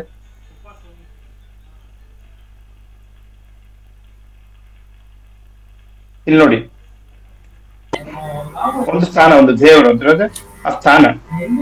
ಹೀಗೆ ಗೆ ಮತ್ತು ಕೆ ಬಳಕೆ ಮಾಡ್ಕೊಂತ ಇದೀವಿ. ಇದನ್ನು ಬಂದ್ಬಿಟ್ಟು ಏನಂತಾರೆ? ಚತುರ್ಥಿ ವಿಭಕ್ತಿ ಪ್ರತ್ಯಯವನ್ನ ಸ್ಥಾನ ಸೂಚಕ ವಿಭಕ್ತಿ ಅಂತ ಕರೀತಾರೆ. ಓಕೆ, ಒಂದು ದೇವರು ಅಂತಂದ್ರೆ ಅದಕ್ಕೆ ಒಂದು ಪ್ರತ್ಯೇಕ ಒಂದು ಸ್ಥಾನ ಐತಿ, ಹೌದಾ? ಓಕೆ, ಸೊ ತಂದೆ ಮಗನಿಗೆ ಪುಸ್ತಕ ಕೊಟ್ಟರು. ಸೊ ಕೆಲವೊಂದ್ರಲ್ಲಿ ಬಳಕೆ ಮಾಡ್ತಾರೆ. ಸ್ಥಾನಗಳನ್ನ ಸೂಚಿಸುವ ವಿಭಕ್ತಿ ಯಾವ್ದಂತ ಕೇಳಿದ್ರೆ ಸೊ ನೀವು ನೆನ್ಪಿಟ್ಕೊಟ್ರಿ ಚತುರ್ಥಿ. ಓಕೆ ಓಕೆ ಈಗ ಯಾವ್ದು ಹೇಳೋಣ ಅಂತಂದ್ರೆ ಕ್ರಿಯಾಪದ ಅಂದ್ರೆ ಏನು? ಆಮೇಲೆ ಧಾತು ಅಂದ್ರೆ ಏನು? ಕ್ರಿಯಾಪದ ಧಾತು ಎರಡು ಒಂದೇನಾ?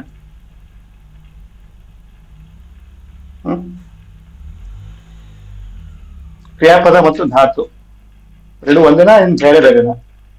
ಏನು ಈ ಧಾತು ಬಳಕೆ ಮಾಡ್ಕೊಂಡು ಏನು ಕ್ರಿಯಾಪದದ ಮೂಲ ರೂಪಕ್ಕೆ ಧಾತು ಅಂತ ಕರೀತಾರ? ಈಗ ನಾಮ ಪ್ರಕೃತಿ ಹೆಂಗೆ ನಾಮಪದ ನಾಮ ಪ್ರಕೃತಿಗೆ ಹೆಂಗ್ ಬಳಕೆ ಮಾಡ್ಕೊಂಡಿದ್ದೀವಿ, ಸೊ ಅದೇ ರೀತಿ ಕ್ರಿಯಾಪದದ ಮೂಲ ರೂಪ ಮೂಲ ರೂಪಕ್ಕೆ ಧಾತು ಧಾತು ಅಂತ ಕರಿತೀವಿ. ಯಾರಿಗಾದ್ರೂ ಗೊತ್ತಿದೆ ಧಾತುಗಳು ಯಾವ್ಯಾವ ಇದಾವೆ ಹೇಳಿ? ಅಥವಾ ಕ್ರಿಯಾ ಪ್ರಕೃತಿ ಅಂತ ಕರೀತಾರೆ, ಧಾತು ಅಥವಾ ಕ್ರಿಯಾ ಪ್ರಕೃತಿ. ಎಷ್ಟೋ ಎಕ್ಸಾಮ್ಸ್ ಅಲ್ಲಿ ಡೈರೆಕ್ಟ್ ಆಗಿ ಹೀಗೆ ಕೇಳಿದ್ದಾರೆ ಕ್ವಶನ್ಸ್. ಓಕೆ ನೋಡಿ, ಕ್ರಿಯಾಪದ ಅಂದ್ರೆ ಪೂರ್ಣಗೊಂಡ ಪೂರ್ಣಗೊಂಡ ಒಂದು ಕ್ರಿಯೆದ ಅರ್ಥವನ್ನು ಕೊಡುವ ಪದವನ್ನು ಏನಂತೀವಿ? ಕ್ರಿಯಾಪದ ಅಂತ ಕರಿತೀವಿ. ಒಂದು ಕಂಪ್ಲೀಟ್ ಆಗಿ ಒಂದು ಪೂರ್ಣಗೊಂಡ ಒಂದು ಕ್ರಿಯೆ. ಈಗ ನೋಡಿ, ಧಾತು ನಾನು ಬಳಕೆ ಮಾಡ್ತೀನಿ, ಬಟ್ ನಿಮ್ಗೆ ಒಂದು ಏನಾಗುತ್ತೆ, ಅರ್ಥ ಕೊಡದೇ ಇಲ್ಲ. ಅದು ಏನು? ಹೋಗು ಹೋಗು ಅನ್ನೋದು ಒಂದು ಧಾತು. ನಿಮ್ಗೆ ಸಂಪೂರ್ಣವಾಗಿ ಏನಾದ್ರೂ ಅರ್ಥ ಕೊಡಕ್ಕೆ ಇಲ್ಲ, ಆಗ್ತಾ ಇದೆ ಇಲ್ಲ. ಸೊ ಇದಕ್ಕೆ ನಾವು ಕಾಲಸೂಚಕ ಪ್ರತ್ಯಯ ಬಳಕೆ ಮಾಡಿಕೊಂಡು ಯಾವ ರೀತಿ ಮಾಡ್ಬೋದು ನೋಡಿ. ಸೊ ಇದು ಹೋಗು ಅನ್ನೋದು ಒಂದು ಧಾತು, ಹೌದಾ? ಮೂಲ ರೂಪ. ಇದಕ್ಕೆ ಏನು ಕಾಲಸೂಚಕ ಪ್ರತ್ಯಯ ಮತ್ತೆ ಪ್ಲಸ್ ಅಖ್ಯಾತ ಪ್ರತ್ಯಯ ಬಳಕೆ ಮಾಡಿ ನಾವೇನ್ ಮಾಡ್ತೀವಿ? ಕ್ರಿಯಾಪದದ ಒಂದು ಪೂರ್ಣಗೊಂಡ ಒಂದು ಕ್ರಿಯೆಯ ಅರ್ಥವನ್ನು ಹೇಳಕ್ಕೆ ಇಷ್ಟಪಡ್ತೀವಿ. ಸೊ ನೋಡಿ, ಹೋಗು ಐತಿ, ಹೋಗು ಅನ್ನೋದಕ್ಕೆ ಕಾಲಸೂಚಕ ಹೇಳ್ಬೇಕು ತಾನೆ. ಸೊ ಏನು? ಉತ್ತ ಪ್ಲಸ್ ಆನೆ ಅಂದ್ರೆ ಇದು ಅಖ್ಯಾತ ಪ್ರತ್ಯಯ. ಇದಕ್ಕೆ ಅರ್ಥ ಇಲ್ಲ ಅಖ್ಯಾತ ಪ್ರತ್ಯಯ ಕೂಡ, ಹೌದಾ? ಇದು ನೀವು ಮಾಡ್ಬೋದು. ಇವಾಗ ಕ್ರಿಯಾಪದದ ಒಂದು ಒಂದು ಒಂದು ಅರ್ಥ ಬರುತ್ತೆ ನೋಡಿ, ಹೋಗು ತಾನೆ. ಓಕೆ, ಹೋಗು ಅಂದ್ರೆ ನಿಮ್ಗೆ ಗೊತ್ತಾಗ್ತಿದ್ದಿಲ್ಲ. ಹೋಗುತ್ತಾನೆ ಅಂತಂದ್ರೆ ಆ ಒಂದು ಕಾಲಸೂಚಕವನ್ನು ಏನ್ ಮಾಡ್ತಿದ್ದಾನೆ, ಎಲ್ಲಿ ಹೋಗ್ತಿದ್ದಾನೆ ಅಂತ ನೀವು ಪ್ರಶ್ನೆಯನ್ನು ಕೇಳ್ಬೋದು. ಇಲ್ಲಿ ಹೋಗು ಅಂದ್ರೆ ಏನ್ ಪ್ರಶ್ನೆಗಳು ಏನ್ ಬರುತ್ತೆ? ಓಕೆ, ಹೋಗುವನು ಅಂತೇಳಿ ಕೂಡ ಇದೆ, ಹೌದಾ? ಹೋಗು ಪ್ಲಸ್ ಪ್ಲಸ್ ಅನು, ಇದು ಬಂದ್ಬಿಟ್ಟು ಹೋಗುವನು.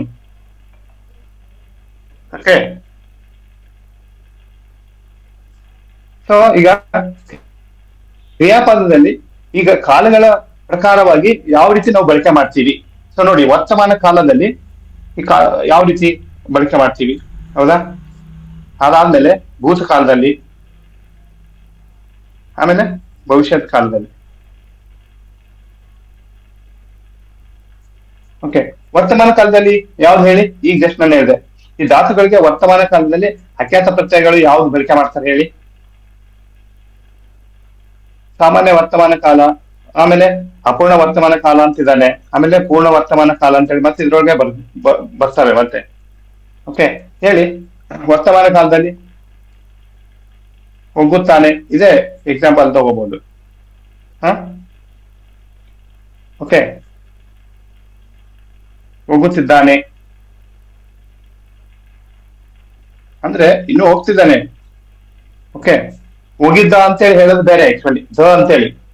ಓಕೆ, ಹೋಗಿದ್ದಾನೆ ಇದು ನೋಡಿ, ಇದ್ರೊಳಗಡೆನೆ ವರ್ತಮಾನ ಕಾಲದಲ್ಲಿ ಸಾಮಾನ್ಯ ವರ್ತಮಾನ ಕಾಲ ಅಂದ್ರೆ ಹೋಗುತ್ತಾನೆ, ಅಪೂರ್ಣ ವರ್ತಮಾನ ಕಾಲದಲ್ಲಿ ಇನ್ನ ಪೂರ್ಣವಾಗಿಲ್ಲ, ಹೋಗ್ತಿದ್ದಾನೆ, ಇನ್ನು ಹೋಗ್ತಾ ಇದ್ದಾನೆ.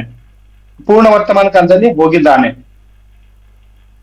ಈ ರೀತಿನೂ ಕೇಳ್ತಿರ್ತಾರೆ. ವರ್ತಮಾನ ಕಾಲದಲ್ಲಿ ಸಾಮಾನ್ಯ ವರ್ತಮಾನ ಬೇರೆ, ಅಪೂರ್ಣ ವರ್ತಮಾನ ಬೇರೆ, ಮತ್ತೆ ಪೂರ್ಣ ವರ್ತಮಾನ ಬೇರೆ.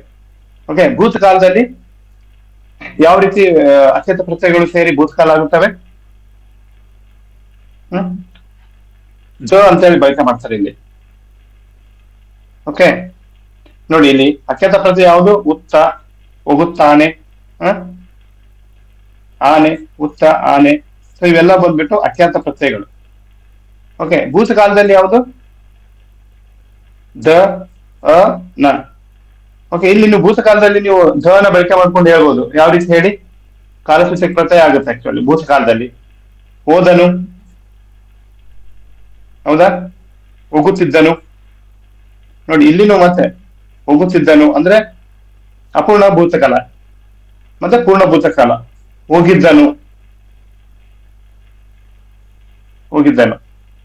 ಓಕೆ, ಅದೇ ರೀತಿ ಇಲ್ಲಿನೂ ಕೂಡ ಸಾಮಾನ್ಯ ಮತ್ತೆ ಅಪೂರ್ಣ ಮತ್ತು ಪೂರ್ಣ ಅಂತ ಹೇಳಿ ಮಾಡ್ತಾರೆ.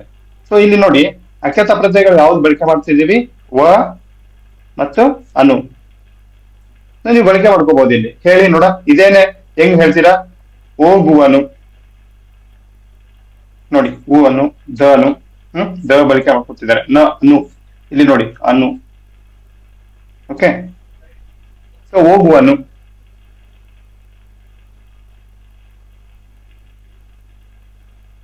ಅನು ಅನು ಇಲ್ಲಿ ಬರುತ್ತೆ, ಹೋಗಿದ್ದನು. ಸೊ ಈ ತರ. ಸೊ ನೋಡಿ ಈ ತರ ಆಯ್ತು. ಸೊ ಇಲ್ಲಿ ನೋಡಿ ಕಾಲಗಳಲ್ಲಿ ವರ್ತಮಾನ ಕಾಲದಲ್ಲಿ, ಭೂತ ಕಾಲದಲ್ಲಿ, ಭವಿಷ್ಯತ್ ಕಾಲದಲ್ಲಿ ಯಾವ ರೀತಿ ನಾವು ಕ್ರಿಯಾಪದಕ್ಕೆ ಒಂದು ಕಾಲ ಸೂಚಕ ಪ್ರತ್ಯಯವನ್ನ ಬಳಕೆ ಮಾಡ್ಕೊಂಡ್ಬಿಟ್ಟು, ಸೊ ಯಾವಾಗ ಏನು ಎಲ್ಲಿ ಹೇಳುತ್ತೆ, ಯಾರು ಎಲ್ಲಿ ಹೋಗ್ತಿದ್ದಾರೆ ಅನ್ನೋದನ್ನ ಕಾಲಗಳ ಪ್ರಕಾರವಾಗಿ ಹೇಳುತ್ತಾ. ಓಕೆ, ಸೊ ಕ್ರಿಯಾಪದದಲ್ಲಿ ಎಷ್ಟು ವಿಧಗಳಿದಾವೆ ಹೇಳಿ ಯಾರಾದ್ರೂ? ಕ್ರಿಯಾಪದದಲ್ಲಿ ಇವು ಕೇಳ್ತಾರೆ. ಈ ವರ್ತಮಾನ ಕಾಲದಲ್ಲಿ, ಭೂತಕಾಲದಲ್ಲಿ ಕ್ರಿಯಾಪದದ ಏನು ಅಖ್ಯಾತ ಪ್ರತ್ಯಯಗಳನ್ನ ಉದಾಹರಣೆ ಸಮೇತ ಇಲ್ಲಿ ಬರೀತಾರೆ. ಸೊ ನೀವು ಅದನ್ನ ನೋಡ್ಕೋಬೇಕು ಯಾವುದು ಅಂತ ಹೇಳಿ. ಓಕೆ, ಕ್ರಿಯಾಪದದಲ್ಲಿ 3 ವಿಧ.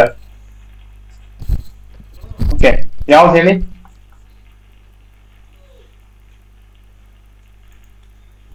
ಪೂರ್ಣ ಕ್ರಿಯಾಪದ, ಸಾಪೇಕ್ಷ ಕ್ರಿಯಾಪದ, ಓಕೆ, ಸಂಯುಕ್ತ,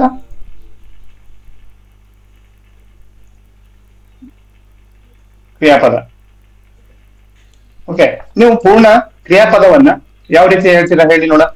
ವಾಕ್ಯದಲ್ಲಿರುವ ಅರ್ಥವನ್ನು ಒಂದೇ ಕ್ರಿಯಾಪದವು ಪರಿಪೂರ್ಣಗೊಳಿಸುತ್ತಾರೆ. ಅದಕ್ಕೆ ಏನಂತೀವಿ? ಪೂರ್ಣ ಕ್ರಿಯಾಪದ. ಉದಾಹರಣೆ ಯಾರು ಕೊಡ್ತೀರಾ ಪೂರ್ಣ ಕ್ರಿಯಾಪದಕ್ಕೆ? ಅವನು ಹಣ್ಣನ್ನು ತಂದನು. ಹೌದಾ? ಇದೇನಾಗ್ತಾ ಇದೆ? ಅವನು ಹಣ್ಣನ್ನು ತಂದನು ಅಂತಂದ್ರೆ ಇಲ್ಲಿ ಪೂರ್ಣ ಕ್ರಿಯಾಪದ. ಸಾಪೇಕ್ಷ ಕ್ರಿಯಾಪದ ಅಂತಂದ್ರೆ ವಾಕ್ಯದಲ್ಲಿರುವ ಅರ್ಥವನ್ನು ಒಂದೇ ಕ್ರಿಯಾಪದವು ಪೂರ್ಣಗೊಳಿಸಲು ಅಸಮರ್ಥವಾದಾಗ ಅದಕ್ಕೆ ನಾವು ಸಕಾರಾತ್ಮಕವಾಗಿ ಕೆಲವೊಂದು ಪದಗಳನ್ನ ತಗೊಂಡು ನಾವು ಸಾಪೇಕ್ಷ ಕ್ರಿಯಾಪದವನ್ನು ಸಹಾಯಕ ಕ್ರಿಯಾಪದ ಅಂದ್ರೆ ಅರ್ಥ ಪೂರ್ಣ ಆಗಲ್ಲ, ಅದರಿಂದ ಅಸಮರ್ಥ ಐತಿ. ಸೊ ಅದಕ್ಕೆ ಏನ್ ಮಾಡ್ತೀವಿ ನಾವು? ಒಂದು ಸಹಾಯಕ ಕ್ರಿಯಾಪದನ ಬಳಕೆ ಮಾಡ್ಕೊಂಡು ನಾವೇನ್ ಮಾಡ್ತೀವಿ? ಓಕೆ, ಸೊ ಇದನ್ನ ಸಾಪೇಕ್ಷ ಕ್ರಿಯಾಪದ ಅಂತಾರೆ. ಇದಕ್ಕೆ ಇನ್ನೊಂದು ಹೆಸರೇ ಅಪೂರ್ಣ ಕ್ರಿಯಾಪದ. ಹಿಂಗೂ ನೆನ್ಪಿಟ್ಕೊಡ್ರಿ, ಪೂರ್ಣ ಕ್ರಿಯಾಪದ ಅಂತಂದ್ರೆ ಕಂಪ್ಲೀಟ್ಲಿ ಮಾಡುತ್ತೆ ಆಕ್ಚುಲಿ. ಓಕೆ, ಇದು ಪದಗಳನ್ನ ತಗೊಂಡು ಮಾಡುತ್ತೆ. ಎಕ್ಸಾಂಪಲ್ ಹೇಳಿ ನೋಡ, ಯಾವುದು?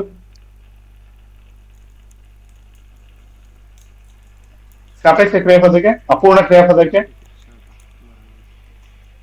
ಉದಾಹರಣೆ ನೋಡಿ. ನೋಡುತ್ತಾ, ಕೆಲವೊಂದು ಸಾಂಗಲ್ಲಿ ಐತಲ್ಲ, ನೋಡುತ್ತಾ ನೋಡುತ್ತಾ ಕುಣಿಯುತ್ತಾ ಕುಣಿಯುತ್ತಾ ಹೆಂಗಾಯ್ತೆ, ಯಾವ್ದೋ ಒಂದು ಮೂವಿ ಒಳಗಡೆ ಇದೆ ಅಲ್ಲ. ಸೊ ಈ ರೀತಿ ಈಗ ನೋಡು, ಈಗ ಯಾವ್ದು ಇಲ್ಲಿ ಬಳಕೆ ಮಾಡ್ಕೊಳ್ತಾ ಇದ್ರೆ ಹೇಳಿ? ಇಲ್ಲಿ ಗೊತ್ತಾ?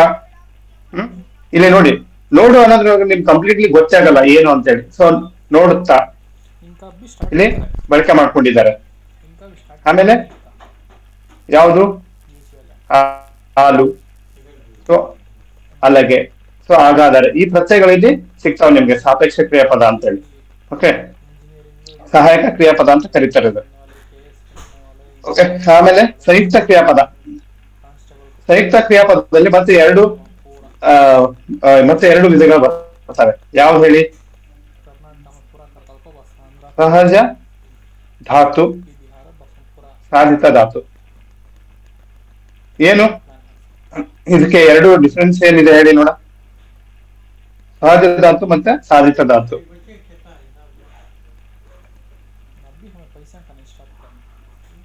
ಸಹಜ ಧಾತು ಅಂದ್ರೆ, ಸಾಧಿತ ಅಂದ್ರೆ ನೋಡಿ, ನೀವು ಕೆಲವೊಂದು ಪದಗಳನ್ನು ಅಂದ್ರೆ ಒಂದು ಅಸಮರ್ಥವಾದಾಗ ಕೆಲವು ಪದಗಳನ್ನ ಬಳಕೆ ಮಾಡ್ಕೊಂಡು ಮಾಡ್ತೀವಿ ಸಾಧಿತ ಧಾತು ಅಂತ ಹೇಳಿ. ಇಸು ಪ್ರತ್ಯಯ ನೀವು ಸೇರ್ತಿರ್ತಾನೆ, ಕನ್ನಡಿಸು, ಇಸು ಪ್ರತ್ಯಯ ಸೇರ್ಸ್ಕೊಂಡು ಮಾಡ್ತಿರಲ್ಲ. ಸೊ ಅಲ್ಲಿ ನಿಮ್ಗೆ ಅದು ಸಾಧಿತ ಧಾತು. ಸಹಜ ಧಾತು ಅಂತಂದ್ರೆ ಸಹಜವಾಗಿರುವಂತವು. ಓಕೆ, ಸೊ ಧಾತು ಆಯ್ತು.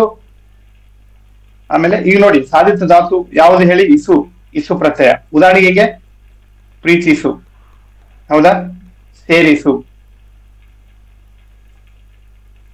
ಶೋಕಿಸು, ಶೋಕಿಸು, ಹ ಪೋಷಿಸು, ಇವೆಲ್ಲ ಬರ್ತವೆ ಆಕ್ಚುಲಿ ಸಾಧಿತ ಅಂದ್ರೆ ಕೆಲವು ಸಂದರ್ಭದಲ್ಲಿ ಇಸು ಪ್ರತ್ಯಯವನ್ನು ಸೇರಿಸಿ ಆಗುವ ಧಾತುಗಳಿಗೆ ಸಾಧಿತ ಧಾತು ಅಂತ ಕರಿತೀವಿ. ಓಕೆ, ಸೊ ಇವು ನೋಡಿ, ಧಗಧಗಿಸು, ಆ ಕೆಜಿಎಫ್ ಮೂವಿಯಲ್ಲಿ ಒಂದು ಡೈಲಾಗ್ ಹೊಡಿತಾರೆ ಆಕ್ಚುಲಿ, ಧಗ ಧಗ ಧಗ ಅಂತ ಹೇಳಿ ಹೀರೋ ಬಂದ ಅಂತ ತಕ್ಷಣ ನಿಮ್ಗೆ ಏನಾಗುತ್ತೆ, ಯಾರಪ್ಪ ಬರ್ದವ್ರು ಇದನ್ನ ಸಂಭಾಷಣೆಕಾರ ಅಂತ ಹೇಳಿ ಎಚ್ಚೆತ್ಕೊಂಡು ಕುತ್ಕೊಳ್ತೀರಾ, ಮತ್ತೆ ಮೂವಿ ಇಂಟ್ರೆಸ್ಟಿಂಗ್ ಬರುತ್ತೆ. ಅದೇ ರೀತಿ ಭಾಷೆಗಳಲ್ಲಿ ತುಂಬಾ ಶಕ್ತಿ ಐತಿ. ಒಬ್ರನ್ನ ಮಲಗಿಸ್ಬೋದು, ಒಬ್ರನ್ನ ಎದ್ದು ಕುಳ್ಸ್ಕೋಬಹುದು, ಎಲ್ಲ ಹೋದವ. ನುಡಿಸು, ಹೇಳಿಸು, ಹ್ಮ್ ನುಡಿಸು, ಹೇಳಿಸು, ಕಲಿಸು. ಹೌದಾ, ಇಸು ಪ್ರತ್ಯಯಗಳನ್ನ ಸೇರಿಸ್ಕೊಂಡು ಇನ್ನು ಏನು ಈ ಧಾತುಗಳಲ್ಲಿ ಬಳಕೆ ಮಾಡ್ಕೊಂಡು ಮಾಡ್ತೀವಲ್ಲ, ಇದಕ್ಕೆ ಸಾಧಿತ ಧಾತು ಅಂತ ಕರೀತಾರೆ. ಓಕೆ, ಈಗ ಸಹಜ ಧಾತು ಅಥವಾ ಮೂಲ ಧಾತು ಅಥವಾ ಯಾವುದು ಮೂಲ ಧಾತು, ಸೊ ಎರಡು ಒಂದೇ. ಧಾತು ಅಂದ್ರೆ ಒಂದೇ, ಸಹಜ ಧಾತು ಅಂದ್ರೆ ಒಂದೇ, ಮೂಲ ಧಾತು ಅಂದ್ರೂ ಒಂದೇ. ಈ ಮೂಲ ಧಾತು ಅಂದ್ರೆ ಈ ಯಾವುದೇ ಸಂಸ್ಕೃತದಿಂದ ಬೇರೆ ಭಾಷೆಗಳಿಂದ ಬಂದಿರ್ತಕ್ಕಂಥ ಪದಗಳಲ್ಲ. ಈ ಮೂಲ ಧಾತು ಅಂದ್ರೆ ಕನ್ನಡದಲ್ಲೇ ಇರುವಂತ ಭಾಷೆಗಳಿವೆ. ಯಾವ್ದು ಹೇಳಿ? ಹ್ಮ್ ಬದುಕು, ಮುಗಿ, ಧಾಟು, ನೋಡು, ಈ ರೀತಿ ಬೀಳು, ಕೀಳು, ಈ ರೀತಿ ಮೂಲ ಧಾತುಗಳು. ಓಕೆ, ಸಹಜ ಧಾತುಗಳು ಅಂತ ಕರಿತೀವಿ. ಓಕೆ, ಈಗ ಅರ್ಥ ಅಷ್ಟು ಸಹಜವಾಗಿ ಏನಂದ್ರೆ ಪ್ರತ್ಯಯ ರಹಿತ ಧಾತುಗಳು. ಪ್ರತ್ಯಯನೇ ಇಲ್ಲ, ಯಾವುದಕ್ಕೂ ಪ್ರತ್ಯಯ ಇಲ್ಲ. ಎಲ್ಲಾದ್ರೂ ಯೂಸ್ ಮಾಡ್ತಿದ್ರ ಇಸು ಅಂತ ಹೇಳಿ ಇಲ್ಲಿ ಪ್ರತ್ಯಯ ಯೂಸ್ ಮಾಡಿದ್ರಿ, ಇಲ್ಲಿ ಏನ್ ಮಾಡಿದ್ರಿ ಸಾಪೇಕ್ಷದಲ್ಲಿ ಉತ್ತ ಅಂತ ಹೇಳಿ ಬಳಕೆ ಮಾಡ್ಕೊಂಡ್ರಿ, ಇಲ್ಲಿ ಬಳಕೆ ಮಾಡ್ಕೊಂತಿದ್ರಿ. ಸೊ ಪೂರ್ಣ ಇದು ವರ್ಣ, ಅದು ವರ್ತಮಾನ ಕಾಲದಲ್ಲಿ, ಭವಿಷ್ಯತ್ ಕಾಲದಲ್ಲಿ. ಬಟ್ ಇಲ್ಲಿ ಸಹಜ ಧಾತು ಅಥವಾ ಮೂಲ ಧಾತುದಲ್ಲಿ ಯಾವುದೇ ಪ್ರತ್ಯಯಗಳ ಬಳಕೆ ಇರುವುದಿಲ್ಲ. ಬಾಳು, ಮುಗಿ, ಯಾವ ಪ್ರತ್ಯಯಗಳಲ್ಲಿ ಬಳಕೆ ಆಗ್ತಾ ಇಲ್ಲ. ಓಕೆ, ಇನ್ನೊಂದು ಕೆಲವು ಎರಡು ಉದಾಹರಣೆಗಳಿದಾವೆ. ಸಕಾರಾತ್ಮಕ ಧಾತು, ಸಕಾರಾತ್ಮಕ ಧಾತು, ಓಕೆ, ಮತ್ತೆ ಅಕರ್ಮಕ ಧಾತು ಅಂತ. ಯಾರು ಹೇಳ್ತೀರಾ ಸಕರ್ಮಕ ಧಾತು ಮತ್ತೆ ಅಕರ್ಮಕ ಧಾತುಗೆ ಉದಾಹರಣೆ? ತಮ್ಮ ಅರ್ಥ ಪೂರ್ಣತೆಗಾಗಿ ಕರ್ಮ ಪದವನ್ನು ಅಪೇಕ್ಷಿಸುವ ಧಾತುಗಳು, ಅವಕ್ಕೆ ಏನಂತೀವಿ? ಸಕರ್ಮಕ ಧಾತುಗಳು. ನೋಡಿ ಇಲ್ಲಿ ಉದಾಹರಣೆ ನೋಡಿ, ಕೆಲವೊಂದು ಉದಾಹರಣೆಗಳಿದಾವೆ. ಮಾಡು, ತಿನ್ನು, ಕೊಡು. ಹೌದಾ? ಅರ್ಥಪೂರ್ಣತೆಗಾಗಿ ಕರ್ಮಪದವನ್ನು, ಕರ್ಮಪದ ಕರ್ತೃ ಕರ್ಮ ಕ್ರಿಯಾಪದ ಅಂದ್ರೆ ನೀವು ಇಲ್ಲಿ ಕರ್ಮಪದ ನೋಡಿ, ಇಲ್ಲಿ ಕರ್ಮಪದವನ್ನ ಅಪೇಕ್ಷಿಸಿದವೆ. ಮಾಡು ಅಂತಂದ್ರೆ ಏನನ್ನ ಮಾಡ್ಬೇಕು ಅನ್ನೋದನ್ನ ನಿಮ್ಗೆ ಇಲ್ಲಿ ಪ್ರಶ್ನೆ ಮಾಡ್ತೈತಿ. ತಿನ್ನು ಅಂತಂದ್ರೆ ಏನನ್ನ ತಿನ್ಬೇಕು, ಕೊಡು ಅಂತಂದ್ರೆ ಏನ್ ಕೊಡ್ಬೇಕು ಅಂತೇಳಿ ಇಲ್ಲಿ ನಿಮ್ಗೆ ಅಪೇಕ್ಷೆ ಮಾಡ್ತಾ ಇದಾವೆ. ಸೊ ಹಾಗಾಗಿ ಇದು ಏನಾಗುತ್ತಂದ್ರೆ ಸಕರ್ಮಕ ಧಾತು. ನೋಡಿ, ಈಗ ಮಾಡು ಎಂಬ ಧಾತು ಐತಿ, ಇದು ಅರ್ಥಪೂರ್ಣತೆಗೆ ಏನಂತ ಹೇಳಿ ಬಳಕೆ ಮಾಡ್ತೀರಾ? ಸೊ ಕೆಲ್ಸ. ಹೌದಾ? ಕೆಲ್ಸ ಅನ್ನೋದೇ ಇದೊಂದು ಕರ್ಮಪದ. ಹೌದಾ? ಇಲ್ಲಿ ನೀವು ಈ ಕೆಲಸ ಅನ್ನೋದು ಏನು ಈ ಕರ್ಮಪದ ಐತಲ್ಲ, ಇಲ್ಲಿ ಅಪೇಕ್ಷೆ ಮಾಡ್ತಾ ಇದೆ ಆಕ್ಚುಲಿ ಈ ಧಾತುಗಳಲ್ಲಿ. ಸೊ ಇದಕ್ಕೆ ಏನಂತೀವಿ ಅಂದ್ರೆ ಸಕರ್ಮಕ ಧಾತು ಅಂತ ಕರಿತೀವಿ. ಓಕೆ, ಏನನ್ನು, ಯಾರನ್ನು, ಏನನ್ನು ಮತ್ತೆ ಯಾರನ್ನು ಎಂದು ಪ್ರಶ್ನೆ ಮಾಡ್ತಾ ಇದೆ ಇಲ್ಲಿ, ಅದಕ್ಕೆ ಉತ್ತರ ದೊರಕುವಂತದ್ದು ಇರೋದ್ರಿಂದ. ಸೊ ಮಾಡು, ಕೊಡು, ಕೆರೆ, ಕರೆ, ಬಿಡು, ಉಣ್ಣು. ನೋಡಿ ಈ ಉದಾಹರಣೆಗಳನ್ನೇ ತುಂಬಾ ಕೇಳ್ತಾರೆ ಆಕ್ಚುಲಿ. ಧಾಟು, ಧಾಟು ಅಂದ್ರೆ ಏನನ್ನ ದಾಟ್ತೀಯ? ತಿದ್ದು, ಏನಂತ ತಿಂತೀಯ, ಯಾರನ್ನ ತಿಂತೀಯ? ನಂಬು, ಯಾರನ್ನ ನಂಬ್ತೀಯ, ಏನನ್ನ ನಂಬ್ತೀಯ? ಒಡೆ, ಯಾರನ್ನ ಹೊಡಿತೀಯ? ತಡೆ, ಯಾರನ್ನ ತಡಿತೀಯ, ಏನನ್ನ ತಡಿತೀಯ? ಸೇರು, ಎಲ್ಲಿ ಅಂತ ಹೇಳ್ಬೋದು. ಸೇರು, ಯಾರನ್ನ ಸೇರ್ತೀಯ? ಸೊ ಈ ರೀತಿ ನೋಡಿ. ಓಕೆ, ಇದು ಸಕರ್ಮಕ ಧಾತು. ಅಕರ್ಮಕ ಧಾತು ಅಂತಂದ್ರೆ ಈ ಧಾತುಗಳಿಗೆ ಏನನ್ನು, ಯಾರನ್ನು ಎಂಬ ಪ್ರಶ್ನೆ ಮಾಡಿದರೆ ಆ ಕ್ರಿಯೆಗೆ ಉತ್ತರ ದೊರಕೋದೇ ಇಲ್ಲ. ನೋಡಿ, ಸಕರ್ಮಕ ಅಂತಂದ್ರೆ ನೀವು ಏನನ್ನು, ಯಾರನ್ನು ಮಾಡಿದ್ರೆ ಇಲ್ಲಿ ಪ್ರಶ್ನೆ ಸಿಗುತ್ತೆ. ಬಟ್ ಇಲ್ಲಿ ಅಕರ್ಮಕ ಅಂತಂದ್ರೆ ಏನನ್ನು, ಯಾರನ್ನು ಅಂತ ಹೇಳಿದ್ರು ಇಲ್ಲಿ ನಿಮ್ಗೆ ಪ್ರಶ್ನೆ ಸಿಗದೇ ಇಲ್ಲ. ಪ್ರಶ್ನೆ ಮಾಡಿದ್ರೆ ಉತ್ತರ ಸಿಗೋದಿಲ್ಲ, ಉತ್ತರ ದೊರಕೋದೇ ಇಲ್ಲ. ಆತರ ಯಾವ ಹೇಳಿ ನೋಡಿ. ಓಡು, ಹೌದಾ? ಯಾರನ್ನ ಓಡ್ತೀಯ, ಏನನ್ನ ಓಡ್ತೀಯ ಅಂತ ಕೇಳಕ್ ಆಗತ್ತಾ? ಇರು, ಬದುಕು, ಹೋಗು, ಹ್ಮ್ ಬರು, ನಾಚು, ಆಮೇಲೆ ಹೆದರು, ಆಮೇಲೆ ಸೂರು, ಇಳಿ ಅಂತ ಇದಾವೆ. ಸೊ ಉದಾಹರಣೆಗಳು ನೋಡ್ಕೊಡ್ರಿ. ಮಲಗು. ಹ್ಮ್ ಸೊ ಏನನ್ನ ಮಲಗ್ತೀಯ, ಯಾರನ್ನ ಮಲಗ್ತೀಯ ಅಂತ ಹೇಳಕ್ ಆಗಲ್ಲ. ಸೊ ಎಲ್ಲಿ ಮಲಗ್ತೀಯ ಅಂತ ಹೇಳಕ್ ಆಗಲ್ಲ ಆಕ್ಚುಲಿ. ಸೊ ಇವನ್ನ ಏನನ್ನು ಮತ್ತು ಯಾರನ್ನ ಎಂಬ ಪ್ರಶ್ನೆ ಮಾಡಿದ್ರೆ ಆಕ್ಚುಲಿಗೆ ಉತ್ತರ ದೊರಕುದಿಲ್ಲಲ್ಲ ಅಂತ ಏನು ಪದಗಳಿಗೆ ನಾವೇನು ಅಂತಹ ಧಾತುಗೆ ಅಕರ್ಮಕ ಧಾತು ಅಂತ ಕರಿತೀವಿ. ಓಕೆ, ಸೊ ನೋಡ್ಕೊಳ್ಳಿ, ಕೆಲವೊಂದು ಉದಾಹರಣೆಗಳು ತುಂಬಾ ಇಂಪಾರ್ಟೆಂಟ್ ಆಗ್ತವೆ. ಸೊ ಕರ್ಮ ಪದವನ್ನ ಇಲ್ಲಿ ಬಯಸುತ್ತಲ್ಲ, ಅದಕ್ಕೆ ಸಕರ್ಮಕ ಧಾತು ಅಂತ ಕರಿತೀವಿ. ಓಕೆ, ನೋಡಿ, ಸಕರ್ಮಕ ಧಾತುಗಳಲ್ಲಿ ಕರ್ಮಪದ ಇಲ್ಲಿ ಬೇಕೇ ಬೇಕು. ಹೌದಾ? ನಿಮ್ಗೆ ಇಲ್ಲಿ ಕರ್ಮಪದ ಇರ್ಲಿಲ್ಲ ಅಂತಂದ್ರೆ ಅರ್ಥಪೂರ್ಣವಾಗಿ ಆಗದೇ ಇಲ್ಲ ಕ್ರಿಯಾಪದ. ಹೌದಾ? ಅಕರ್ಮಕ ಧಾತುದಲ್ಲಿ ಕರ್ಮಪದದ ಅವಶ್ಯಕತೆನೇ ಇಲ್ಲ. ಇಲ್ಲಿ ಎಲ್ಲಾದ್ರೂ ನೀವು ಕರ್ಮಪದದ ಅವಶ್ಯಕತೆ ತಗೊಂಡಿದ್ದೀರಾ? ಇಲ್ಲಿ ಎಲ್ಲಿ ತಗೊಂಡಿದ್ದೀರಾ? ಸೊ ಇಲ್ಲಿ ಮಾಡು ಅಂತಂದ್ರೆ ಕೆಲಸ, ತಿನ್ನು ಅಂತಂದ್ರೆ ಊಟ, ಕರ್ಮಪದ. ಹೌದಾ? ಸೊ ಇಲ್ಲಿ ಕೊಡು ಅಂತಂದ್ರೆ ಏನ್ ಕೊಡ್ತೀಯ? ಪುಸ್ತಕ. ಸೊ ಇಲ್ಲಿ ಕರ್ಮ, ಬಟ್ ಇಲ್ಲಿ ಕರ್ಮಪದನೇ ಬರ್ತಾ ಇಲ್ಲ. ಓಕೆ, ಸೊ ಇದ್ರ ನೋಡಿ, ಮತ್ತೆ ಕೆಲವು ಕ್ರಿಯಾಪದಗಳಿದಾವೆ. ಓಕೆ, ವಿದ್ಯಾರ್ಥಕ ಕ್ರಿಯಾಪದ ಅಂತ ಹೇಳಿದಾವೆ. ಆಮೇಲೆ ಸಂಭವನಾತ್ಮಕ ಕ್ರಿಯಾಪದಗಳಂತಿದ್ದಾವೆ. ಆಮೇಲೆ ನಿಷೇಧಾರ್ಥಕ ಕ್ರಿಯಾಪದ ಅಂತಿದ್ದಾವೆ. ಆಮೇಲೆ ಪ್ರಯೋಜಕ ಕ್ರಿಯಾಪದ ಅಂತ ಹೇಳಿದಾವೆ. ಸೊ ವಿದ್ಯಾರ್ಥಕ ಅಂತಂದ್ರೆ ಏನ್ ಹೇಳಿ ನೋಡ.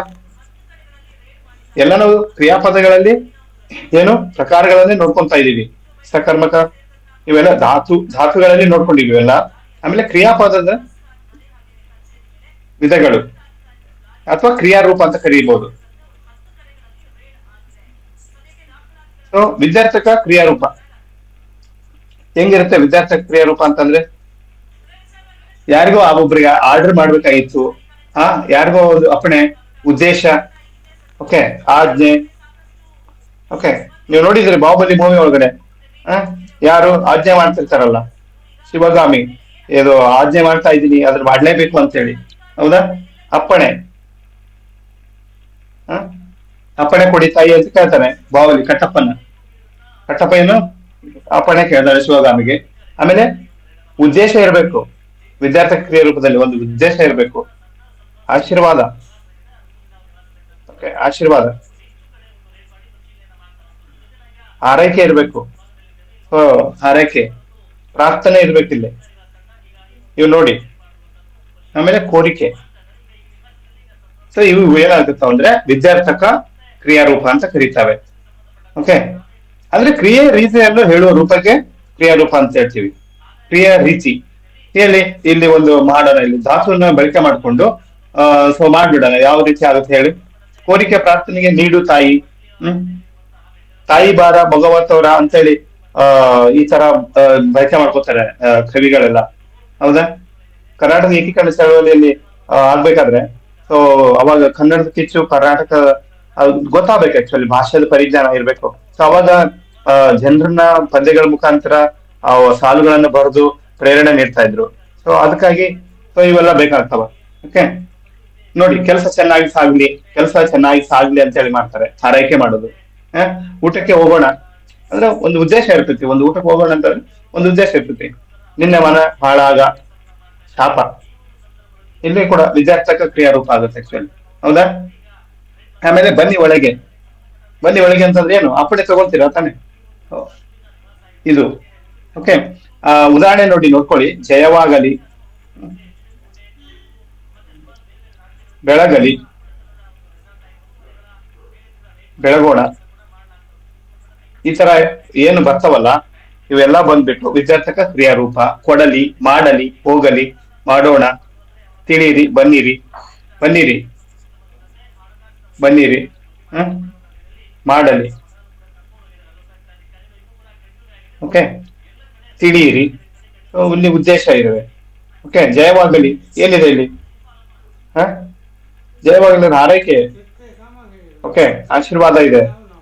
ಸೊ ನೋಡ್ಕೊಳ್ಳಿ. ಆಮೇಲೆ ಎರಡನೇದ್ರಲ್ಲಿ ಸಂಭವನಾರ್ಥಕ ಕ್ರಿಯಾ ಪದ ಅಥವಾ ಕ್ರಿಯಾರೂಪ. ಓಕೆ, ಇಲ್ಲಿ ಏನ್ ಹೇಳಿ?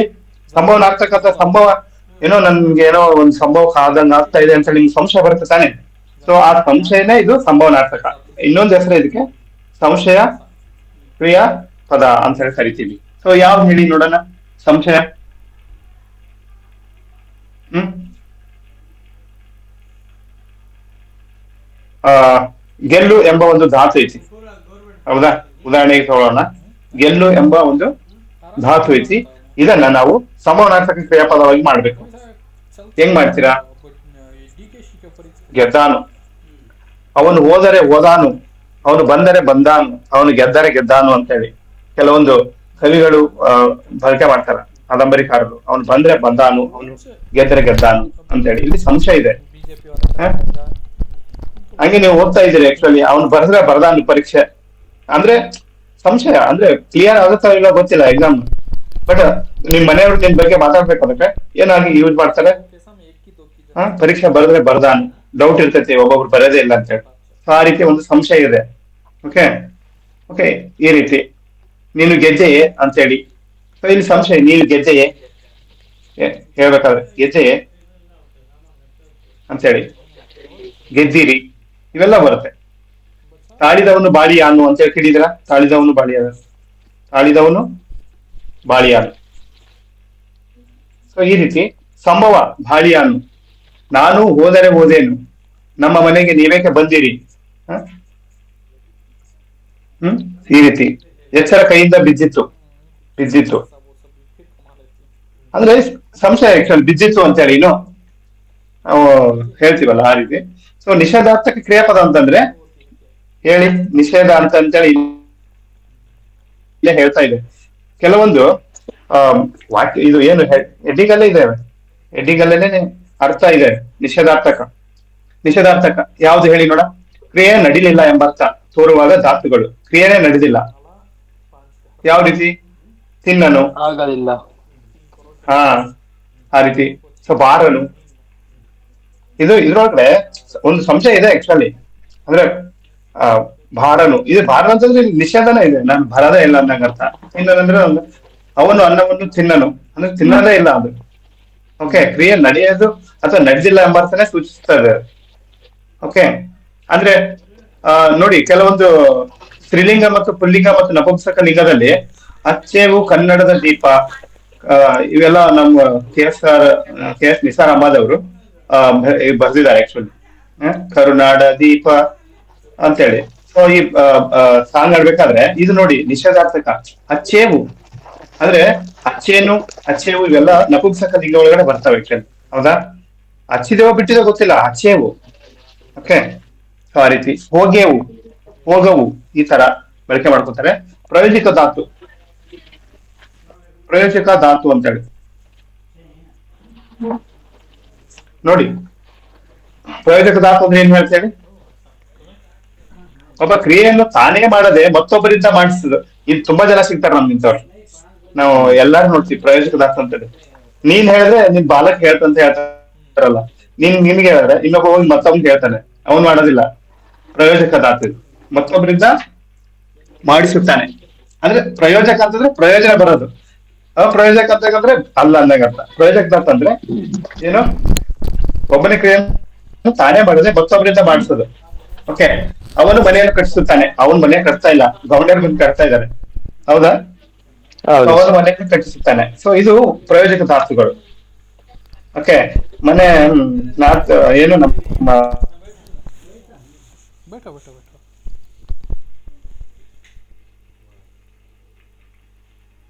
आने का कितने दिन खाती हूँ? होगा? बहुत कुछ है।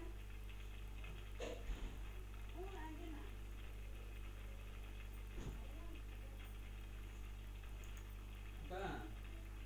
ऊपर से नाम है टूट जाए कहीं नहीं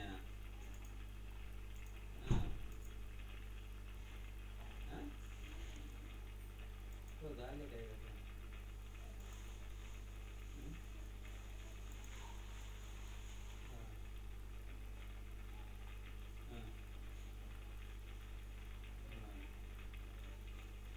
बोली नहीं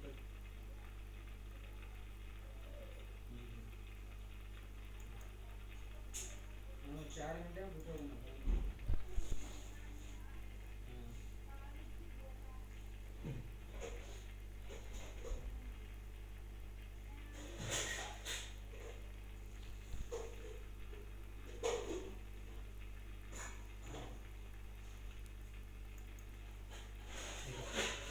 नहीं हाँ है बकरे से इंडियन के जाते तुम्हारा बेटा कैसा बड़े बेटा सेकंड तुम्हारी बेटी डिग्री ना तुम नहीं कहते महान सीखे थे गवर्नमेंट सीखे थे डाले गए हैं पैसा मिलते कि नहीं तो वहाँ बात नहीं उठा लेगा ना क्या हाँ जो सवाल पहले में है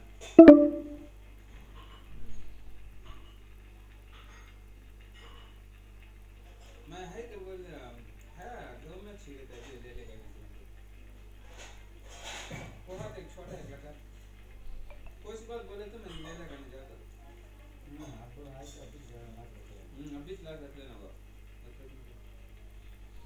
बेटी डिग्री तुम्हारी बेटे को न्यू पब्लिक स्कूल में बोला छोड़ो एक साल की 6 महीने की छोड़ो वो टाइम पर जो बच्चे थे वो न्यू पब्लिक के उनकी जोड़ा बोला छोड़ा ನೋಡಿ, ಈ ಧಾತುಗಳಿಗೆ ಕೃತ್ ಪ್ರತ್ಯಯ ಸೇರಿದಾಗ ಆಗುವ ನಾಮಪದಗಳಿಗೆ ಕೃದಂತ ನಾಮ ಅಥವಾ ಕೃನ್ನಾಮ ಅಂತ ಕರೀತಾರೆ. ಹೌದಾ? ಸೊ ಇವು ಯಾವ ಪ್ರತ್ಯಯಗಳು ಇಂಪಾರ್ಟೆಂಟ್ ಇಲ್ಲಿ ಎಕ್ಸಾಮ್ ಬೇಕಾಗಿರೋದು ಪ್ರತ್ಯಯಗಳು. ತುಂಬಾ ಉದಾಹರಣೆಗಳಿರೋದ್ರಿಂದ ಕೆಲವೊಂದು ಕನ್ಫ್ಯೂಷನ್ ಆಗ್ಬೋದು ಎಕ್ಸಾಮ್ಸ್ ಅಲ್ಲಿ. ಬಟ್ ಒಂದೆರಡು ಸಲ ರಿವಿಷನ್ ಮಾಡಿದ್ರೆ ಐ ಥಿಂಕ್ ನಿಮ್ಗೆ ಕ್ಲಾರಿಟಿ ಸಿಗ್ತಾ ಹೋಗುತ್ತೆ. ಆಕ್ಚುಲಿ ಉದಾಹರಣೆಗಳ ಸಮೇತ ಬರ್ಕೊಂಡು ಹೋಗ್ತಾ ಇದ್ರೆ ನಿಮ್ಗೆ ಈಸಿ ಆಗುತ್ತೆ. ಆಕ್ಚುಲಿ ನೋಡಿ, ಇವು ವ, ಉವ, ದ ಮತ್ತು ಅದ ಅಂತ ಹೇಳಿ. ಓಕೆ, ಕೃನ್ನಾಮ. ಇದು ನೋಡಿ, ನೀವು ಬಳಕೆ ಮಾಡ್ಕೊಂಡು ಈ ಕೃತ್ ಪ್ರತ್ಯಯಗಳನ್ನ ಬಳಕೆ ಮಾಡ್ಕೊಂಡು ಸೊ ನೀವ್ ಹೆಂಗ್ ಮಾಡ್ತೀರಾ? ಕೃದಂತ ಪದಗಳು ಹೆಂಗ್ ಮಾಡ್ತೀರಾ? ಮಾಡುವರು, ಹೌದಾ? ಬೆಳೆಯುವ, ಹೂವ ಅಂತ ಇದೆಲ್ಲ ಬೆಳೆಯುವ. ಕಂಡದ್ದು, ಕಾಣದ್ದು. ಆದ್ರೆ ಸಾಧಿತ ಶಬ್ದಗಳಲ್ಲಿ ಕೇಳ್ತಿರ್ತಾರೆ, ಬಹಳ ಕಡಿಮೆ ಕ್ವಶನ್ ಬರ್ತಿರ್ತವೆ. ಬಟ್ ಸ್ವಲ್ಪ ಅಷ್ಟು ಇಲ್ಲಿ ಬಹಳ ಡೀಪ್ ಆಗಿ ಕೇಳೋದಿಲ್ಲ. ಯಾಕಂತಂದ್ರೆ ಇಲ್ಲಿ ತುಂಬಾ ಕೃದಂತ ನಾಮಗಳು ಇದಾವೆ, ಕೃದಂತ ಭಾವನಾಮ ಮತ್ತೆ ಕೃದಂತ ಅವಯ ಅಂತ ಇದಾವೆ. ಸೊ ಹಾಗಾಗಿ ತುಂಬಾ ಕಡಿಮೆ ಇಂಥದ್ರಲ್ಲಿ ಕೇಳೋದು. ಬಟ್ ನಿಮ್ಗೆ ವಿಭಕ್ತಿ ಪ್ರತ್ಯಯ, ವಿರುದ್ಧಾರ್ಥಕ ಪದ, ಸಮಾನಾರ್ಥಕ ಪದ, ಆಮೇಲೆ ಲಿಂಗಗಳಲ್ಲಿ ಕೇಳೋದು. ಸೊ ಈ ತರ ಜಾಸ್ತಿ ಕೇಳ್ತಾನೆ. ಸಮಾನಾರ್ಥಕ ಪದಗಳಲ್ಲಿ ಕೇಳೋದು, ಆಮೇಲೆ ಸಾಹಿತ್ಯದ ಹೆಸರುಗಳನ್ನು ಕೇಳೋದು. ಸಾಹಿತ್ಯ ಮತ್ತೆ ಕವಿಯತ್ರಿಗಳಾದ ಅವರ ಏನು ಕಾದಂಬರಿ, ಅವರ ಕಾವ್ಯಗಳನ್ನ ಕೇಳೋದು, ಅವ್ರಿಗೆ ಪ್ರಶಸ್ತಿಗಳು ಸಿಕ್ಕಿದೆ ಎಲ್ಲೆಲ್ಲಿ ಅಂತ ಕೇಳ್ತಾರೆ. ಬಟ್ ನಿಮ್ಗೆ ಏನಂತಂದ್ರೆ ಸಿಲೆಬಸ್ ಇರೋದ್ರಿಂದ ಕೆಲವೊಂದು ಸ್ವಲ್ಪ ನೀವು ಜಸ್ಟ್ ಇದು ಹೌದು ಇದಲ್ಲ ಅನ್ನೋದು ಸ್ವಲ್ಪ ನೆನ್ಪಿಟ್ಕೊಂಡ್ಬಿಟ್ರೆ ನಿಮ್ಗೆ ಎಲಿಮಿನೇಷನ್ ಮಾಡಕ್ಕೆ ಈಸಿ ಆಗುತ್ತೆ. ಓಕೆ, ಹಾಗಾಗಿ ನೋಡಿ. ಓಕೆ, ಕೃದಂತ ಭಾವನಾಮ. ಓಕೆ, ಈ ಮಾಡುವರು, ಬೆಳೆಯುವ, ಕಂಡದ್ದು ಇದಾಯ್ತಾ? ಕಾಣದ್ದು ನೋಡ್ಕೊಳ್ಳಿ. ಆಮೇಲೆ ಕೃದಂತ ಭಾವನಾಮ. ಕೃದಂತ ಭಾವನಾಮ ಅಂದ್ರೆ ಏನು? ನಾನೇನು ಕೃದಂತ ಅಂದ್ರೆ ಏನಿಲ್ಲ, ಬರೀ ಕೃತ್ ಪ್ರತ್ಯಯ ಬಳಕೆ ಮಾಡ್ಕೊಂಡು ಅದಕ್ಕೆ ಒಂದು ಭಾವವನ್ನು ಕೊಡೋದು. ಹೆಂಗೆ ಹೇಳಿ? ಉದಾಹರಣೆ, ಕುಣಿತ, ಹುಡಿಗೆ, ಕುಣಿತ, ಈ ತರ ನೋಡಿ ಯಾವ್ಯಾವ ಕೃತ್ ಪ್ರತ್ಯಯ ಅಂತಂದ್ರೆ ಇಕೆ, ಇಗೆ, ಇತ, ಕೆ, ಗೆ, ತ ಅಂತೇಳಿ ಇವೆಲ್ಲ ಇದಾವೆ. ಹೂ ಅಂತ ಹೇಳಿ ಇದಾವೆ. ಓಕೆ, ಸೊ ಇವನ್ನ ಕೃತ್ ಪ್ರತ್ಯಯಗಳನ್ನ ಈ ಧಾತುಗಳಿಗೆ ಬಳಸಿಕೊಂಡು ಭಾವನಾಮವಾಗಿ ಹೇಳೋದು. ಓಕೆ, ಒಳಪು, ಒಲವು, ಗೆಲುವು, ನಡಾವಳಿ ಇವೆಲ್ಲ ಬರ್ತವೆ. ಓಕೆ, ಸೊ ನೋಡಿ, ಇಕೆಯನ್ನ ಬಳಕೆ ಮಾಡ್ಕೊಂಡು ಹೆಂಗ್ ಬರೀತೀರಿ ನೀವು? ನಂಬಿಕೆ ಅಂತ ಬರೀಬೋದ? ಭಾವನಾಮಗಳಿಗೆಲ್ಲ. ಅಂಜಿಕೆ ಅಂದ್ರೆ ಹೆಂಗಿದೆ? ನಂಬಿಕೆ, ಅಂಜಿಕೆ, ಹೌದಾ? ಅಂತ ಇದೆ. ನಂಬಿಕೆ ಅಂತಂದ್ರೆ ಹೊಗಳಿಕೆ, ಬಾಳಿಕೆ, ಹೆದರಿಕೆ, ನಾಚಿಕೆ. ಸೊ ನೋಡಿ, ಇವೆಲ್ಲವೂ ಕೂಡ ಭಾವನಾಮಗಳು. ಓಕೆ, ಹೀಗೆ ಅಂತಂದ್ರೆ ಹೆರಿಗೆ, ಹಾಸಿಗೆ, ಉಡುಗೆ, ಇವೆಲ್ಲವೂ ಕೂಡ ಕೃತ್ ಪ್ರತ್ಯಯಗಳನ್ನ ಬಳಕೆ ಮಾಡ್ಕೊಂಡು ಕೃದಂತ ಭಾವನಾಮಗಳನ್ನ ಕರೀತಾರೆ. ಮತ್ತೆ ಮೂರನೇದ್ರಲ್ಲಿ ಬಂದ್ಬಿಟ್ಟು ಕೃದಂತ ಅವಯ ಅಂತೇಳಿ. ಅಂದ್ರೆ ಧಾತುವಿನಿಂದ ಹುಟ್ಟಿ ಅವಯದ ಗುಣವನ್ನು ಪಡೆದಂತ ಶಬ್ದದ ರೂಪಗಳೇ ಕೃದಂತ ಅವಯಗಳು ಅಂತೇಳಿ. ಇವು ಪ್ರತ್ಯಯ ನೋಡಿ, ಉತ್ತ, ಉತ್ತ, ಅದೇ, ದರೆ, ಅಲು, ಅಲಿಕೆ. ಸೊ ಯಾವ ತರ ಮಾಡ್ತೀರಿ ನೀವು? ಉದಾಹರಣೆ ಹೇಳಿ. ಕೃದಂತ ಅವಯ ಅಂದ್ರೆ ನೀವು ಧಾತುವಿನಿಂದಲೇ ಹುಟ್ಟಿದವೆ. ಓಕೆ, ಅವಯದ ಗುಣವನ್ನು ಪಡೆದಂತ ಶಬ್ದಗಳು ಇವೆಲ್ಲ. ನೋಡಿ ಉದಾಹರಣೆ, ಉತ್ತ ಅಂತೇಳಿ ಬಳಕೆ ಮಾಡ್ಕೊಂಡ್ರೆ ಮಾಡು ಪ್ಲಸ್ ಉತ್ತ, ಮಾಡುತ್ತ. ಹೌದಾ? ಮಾರುತ. ಓಕೆ, ನೋಡಿ ಅದೇ ಅಂತ ಐತಿ, ಅದೇನ್ ತಗೊಳ್ರಿ. ಮಾಡು ಪ್ಲಸ್ ಅದೇ, ಮಾಡದೆ, ನೋಡದೆ, ತಿನ್ನದೆ.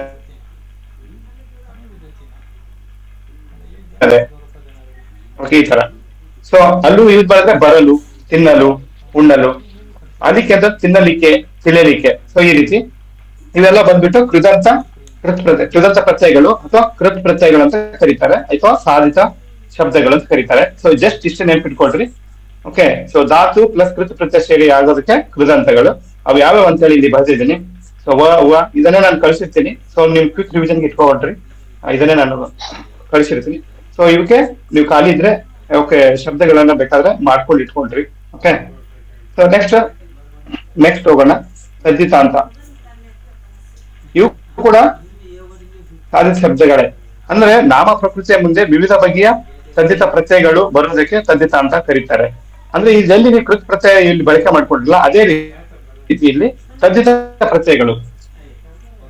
ಈಗ ಪ್ರತ್ಯಯಗಳನ್ನ ಬಳಕೆ ಮಾಡ್ಕೊಂಡು ಒಂದೇನು ಒಂದು ಅರ್ಥವನ್ನ ಕೊಡೋದು ಆಕ್ಚುಲಿ. ಸೊ ಇವನ್ನ ನೀವು ಇದನ್ನ ಬಳಕೆ ಮಾಡ್ಕೊಂಡ್ರೆ ಅರ್ಥನೇ ಬರೋದಿಲ್ಲ ಆಕ್ಚುಲಿ. ಫಾರ್ ಎಕ್ಸಾಂಪಲ್ ಹೆಂಗೆ ಹೇಳಿ? ತದ್ದಿತಾಂತಗಳು ತದ್ದಿತ ಪ್ರತ್ಯಯ ಯಾವ್ಯಾವ ಹೇಳಿ? ಈಗ, ಅಡಿಗ, ಕಾರ, ಗಾರ,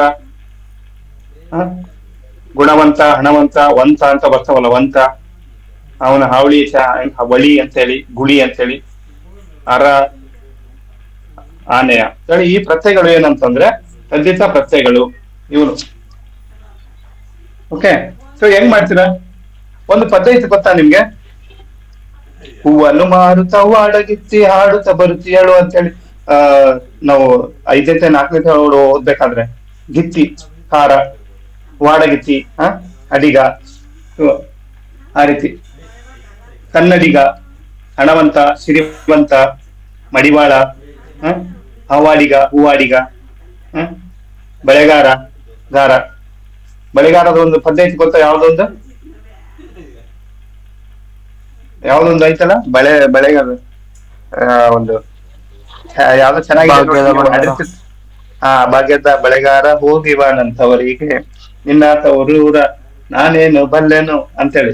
ಸೊ ನೋಡಿ, ಈ ಪದಗಳಿಗೆ ಅಂದ್ರೆ ಅವು ಶಬ್ದಗಳಿಗೆ ಅವು ಪದಗಳನ್ನ ಬಳಕೆ ಮಾಡ್ಕೊಂಡು ಈ ತದ್ದಿತ ಪ್ರತ್ಯಯಗಳು ಎಷ್ಟು ಯೂಸ್ ಆಗ್ತವೆ. ಬಳೆಗಾರ ಅಂದ್ರೆ ನಿಮ್ಗೆ ಗೊತ್ತಾಗುತ್ತೆ. ಬಳೆ ಅಂತ ಹೇಳಿ ಅಂದ್ರೆ ಏನಾಗುತ್ತೆ ಆಕ್ಚುಲಿ? ಬಳೆಗಾರ ಅಂತ ತಕ್ಷಣ ಗೊತ್ತಾಗುತ್ತೆ. ಹಣವಂತ, ಓ ಗುಣವಂತ ನೀನು, ಯಾವ್ದೋ ಒಂದಿದೆ ಅಲ್ಲ, ಮತ್ತೆ ಅದೊಂದು ಸಾಂಗ್ ಇದೆ ನೋಡಿ, ವಂತ ಅಂತೇಳಿ. ನೀ ನನ್ನ ಸ್ವಂತ ಅಂತಾರೆ ಆಕ್ಚುಲಿ. ಓಕೆ, ಗುಳಿ ಅಂತೇಳಿ. ಇವು ಬಂದ್ಬಿಟ್ಟು ಮತ್ತೆ ಇದು ಬಂದ್ಬಿಟ್ಟು ಆಯ್ತು. ಸ್ತ್ರೀಲಿಂಗದಲ್ಲಿ ಕೂಡ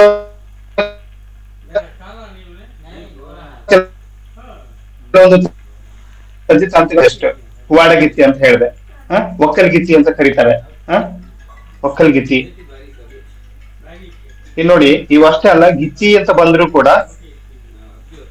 ಇವೇನಾಗ್ತವೆ? ತದ್ದಿತ ಅಂತ ಪ್ರತ್ಯಯಗಳಾಗ್ತವೆ. ಹೌದಾ? ಒಡತಿ, ಅರಶಿ, ಅರಶಿ ಅಂತ ಹೇಳಿ, ವಾಡಗಿತ್ತಿ, ಅರಶಿ. ಓಕೆ, ಆಮೇಲೆ ಜಾಣೆ, ಗುಣವಂತೆ, ಕಳ್ಳೆ. ಇವು ಬಿಟ್ಟು ತದ್ದಿತ ಅಂತ ಪ್ರತ್ಯಯ ಆಯ್ತು. ಅದೇ ರೀತಿ ತದ್ದಿತ ಅಂತಂದ್ರೆ ಗೊತ್ತಾಯ್ತು ಇವೇನಿಲ್ಲ, ತದ್ದಿತ ಪ್ರತ್ಯಯನ ಬಳಕೆ ಮಾಡಿಕೊಂಡು ಏನು ನಾಮ ಪ್ರಕೃತಿಗಳಿಗೆ ತದ್ದಿತ ಪ್ರತ್ಯಯಗಳನ್ನು ಬಳಕೆ ಮಾಡ್ಕೊಂಡು ಮಾಡೋದಕ್ಕೆ ತದ್ದಿತ ಅಂತ ಕರೀತಾರೆ. ತದ್ದಿತ ಅಂತ ಒಳಗಡೆ ತದ್ದಿತ ಪ್ರತ್ಯಯ ಆಯ್ತು. ಸೊ ಈಗ ತದ್ದಿತ ಅಂತ ಭಾವನಾಮ, ಇದು ಭಾವನಾಮ. सद्यतांत भावनाम अब हाँ जी बुलेट मैकेनिक के घर बनते हैं कि आगे से किया है बुलेट मैकेनिक सद्यतांत भावनाम ಯಾವುದು ಸದ್ಯತಾಂತ ಭಾವನಾಮ ಅಂತ ಹೇಳಿ ನಾವ ಪ್ರಕೃತಿ ಐತಿ ಹೌದಾ ಅದಕ್ಕೆ ಅಂತ ಹೇಳಿ ಹೌದಾ ಸೊ ಹೆಂಗ್ ಮಾಡ್ತೀರಾ ನೋಡಿ ಉದಾಹರಣೆ ನೋಡ್ಕೊಡ್ರಿ ಜಸ್ಟ್ ಉದಾಹರಣೆಗಳು ದೊಡ್ಡತನ ಜಾಣತನ ಚಿಕ್ಕತನ ಸಣ್ಣತನ ಹುಡುಗತನ ಹಿರಿತನ ಕಳ್ಳತನ ಕೆಟ್ಟತನ ಸೋಮಾರಿತನ ಇವೆಲ್ಲ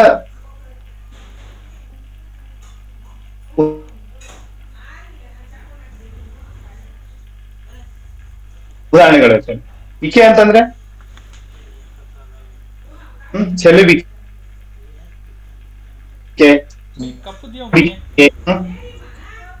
ತಳವಾರಿಕೆ ಕಿವುಡ ಅಂತ ಒಂದು ಭಾವನೆ ಬರುತ್ತೆ ಗೊತ್ತಾ. ಕೆಟ್ಟತನ ಒಂದು ಭಾವ ಅಂತ ನೋಡಿ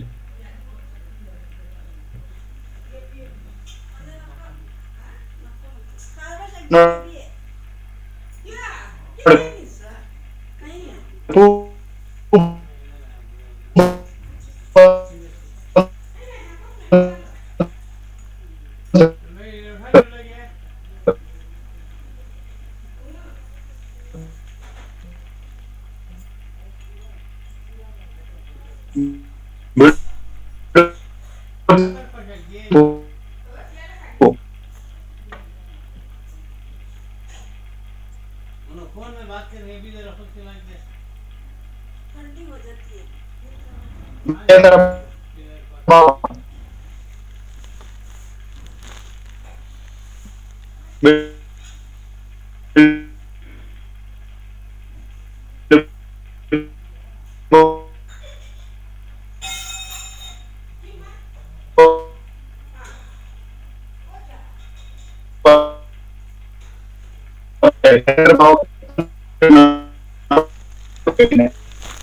ಹೌದಾ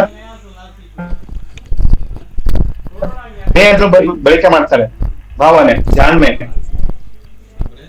ಬೆರ್ಮೆ ಅಂತ ಹೆಸರು ಇಟ್ಕೊಂಡಿರ್ತಾನೆ ಬೆರ್ಮೆ ಅಂತ ಯಾವ ಒಳಗಡೆ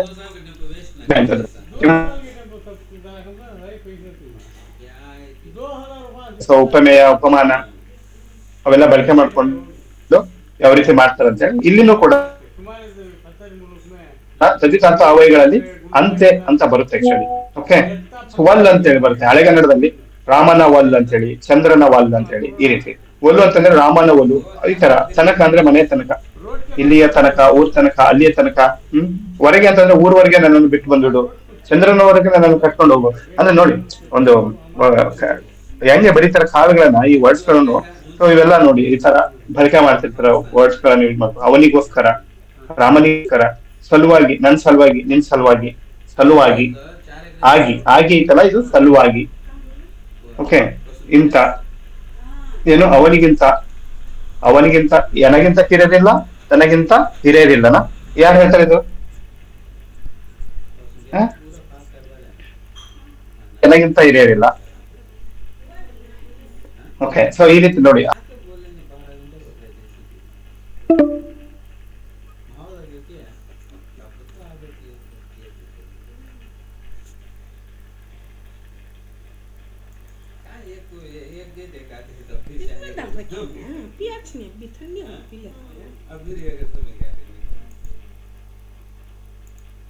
ಅಂದ್ರೆ ಇಂಥವ್ರ ಮಾಡಿ.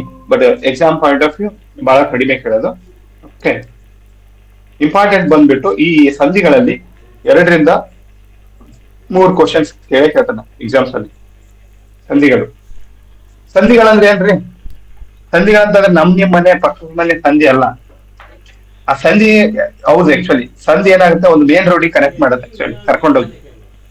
ಆದ್ರೆ ನೀವು ಬೇಗ ಮುಟ್ತೀರಿ. ಸಂಧಿಗಳು ಬಹಳ ಹೆಲ್ಪ್ ಆಗ್ತಾವ. ಇದು ಸಂಧಿಗಳು ಅಷ್ಟೇ. ಅಂದ್ರೆ 2 ವರ್ಣಗಳು ಪರಸ್ಪರ ಕಾಲ ವಿಳಂಬವಿಲ್ಲದೆ ಸೇರುವುದಕ್ಕೆ ಸಂಧಿ ಎಂದು ಹೆಸರು. ಅಂದ್ರೆ ನೋಡಿ ವಿಳಂಬ, ಕಾಲ ವಿಳಂಬ ಇರೋದೇ ಇಲ್ಲ ಆಕ್ಚುಲಿ ಇಲ್ಲಿ. ಹೆಂಗೆ? ಪ್ರಕೃತಿ ಪ್ಲಸ್ ಪ್ರತ್ಯಯ. ಈಗ ನಾವು ನೋಡ್ತಾ ಇದ್ದೀವಿ ಪ್ರತ್ಯಯಗಳನ್ನ ಬಳಕೆ ಮಾಡ್ಕೊಂಡು. ಇದಕ್ಕೇನಂತಾರೆ ಅಂದ್ರೆ ಸಂಧಿ ಅಂತ ಕರೀತಾರೆ. ಪ್ರಕೃತಿ ಮತ್ತು ಪ್ರತ್ಯಯವನ್ನು ಬಳಕೆ ಮಾಡಿಕೊಂಡು ಏನು ವ್ಯಾಕರಣದಲ್ಲಿ ಬಳಸುವುದಕ್ಕೆ ಸಂಧಿ ಅಂತ ಕರೀತಾರೆ. ಪ್ರಕೃತಿ ಅಂದ್ರೆ ಏನು ಹೇಳಿ? हमारे घर को बुला जाए ಸಮಸ್ತ ಪದದ ಮೂಲ ರೂಪವೇ ಪ್ರಕೃತಿ. ಹೌದಾ? ठीक है ಸಮಸ್ತ ಪದದ ಮೂಲ ರೂಪ. ಓಕೆ. ಸೊ ಪ್ರತ್ಯಯ ಅಂದ್ರೆ ನಿಮ್ಗೆ ಗೊತ್ತೇ ಐತೆ, ಪ್ರತ್ಯಯ ಅಂತಂದ್ರೆ ಅರ್ಥನೇ ಇರಲ್ಲ. ಓಕೆ. ಆ ಪ್ರಕೃತಿಯ ಅರ್ಥ ಮತ್ತು ಸಂಬಂಧವನ್ನು ವಿಭಜಿಸಿ ಹೇಳುವುದಕ್ಕೆ ಪ್ರತ್ಯಯ ಎನ್ನುವರು. ಹೌದಾ? ಅಂದ್ರೆ ಪ್ರತ್ಯಯ ಅಂತಂದ್ರೆ ಅರ್ಥರಹಿತ ಪದ.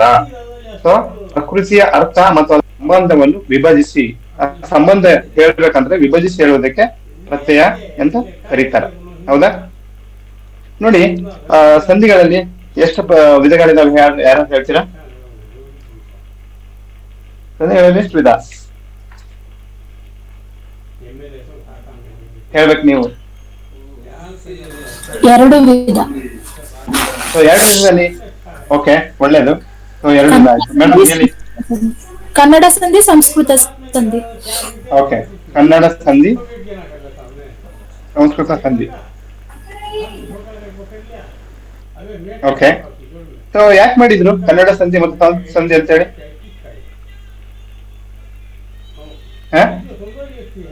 ಯಾಕೆ ಮಾಡ್ತಿದ್ದಾರೆ? ಸಂಧಿ ಅಂತ ಹೇಳ್ಬೋದಿತ್ತು.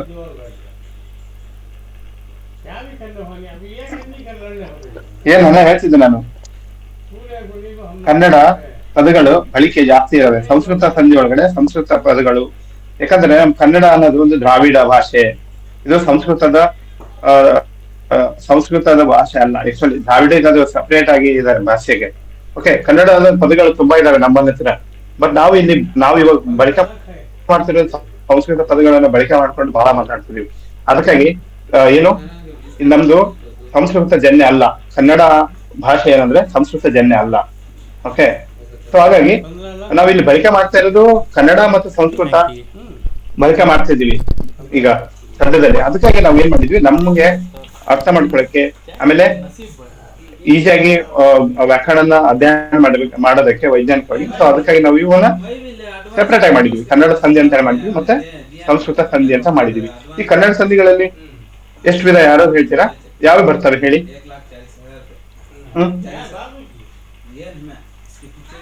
ಸಂಧಿಗಳಲ್ಲಿ ಎಷ್ಟು ಕನ್ನಡ ಸಂಧಿಗಳು ಎಷ್ಟು ಪ್ರಕಾರ ಅದಾವ? ಮತ್ತೆ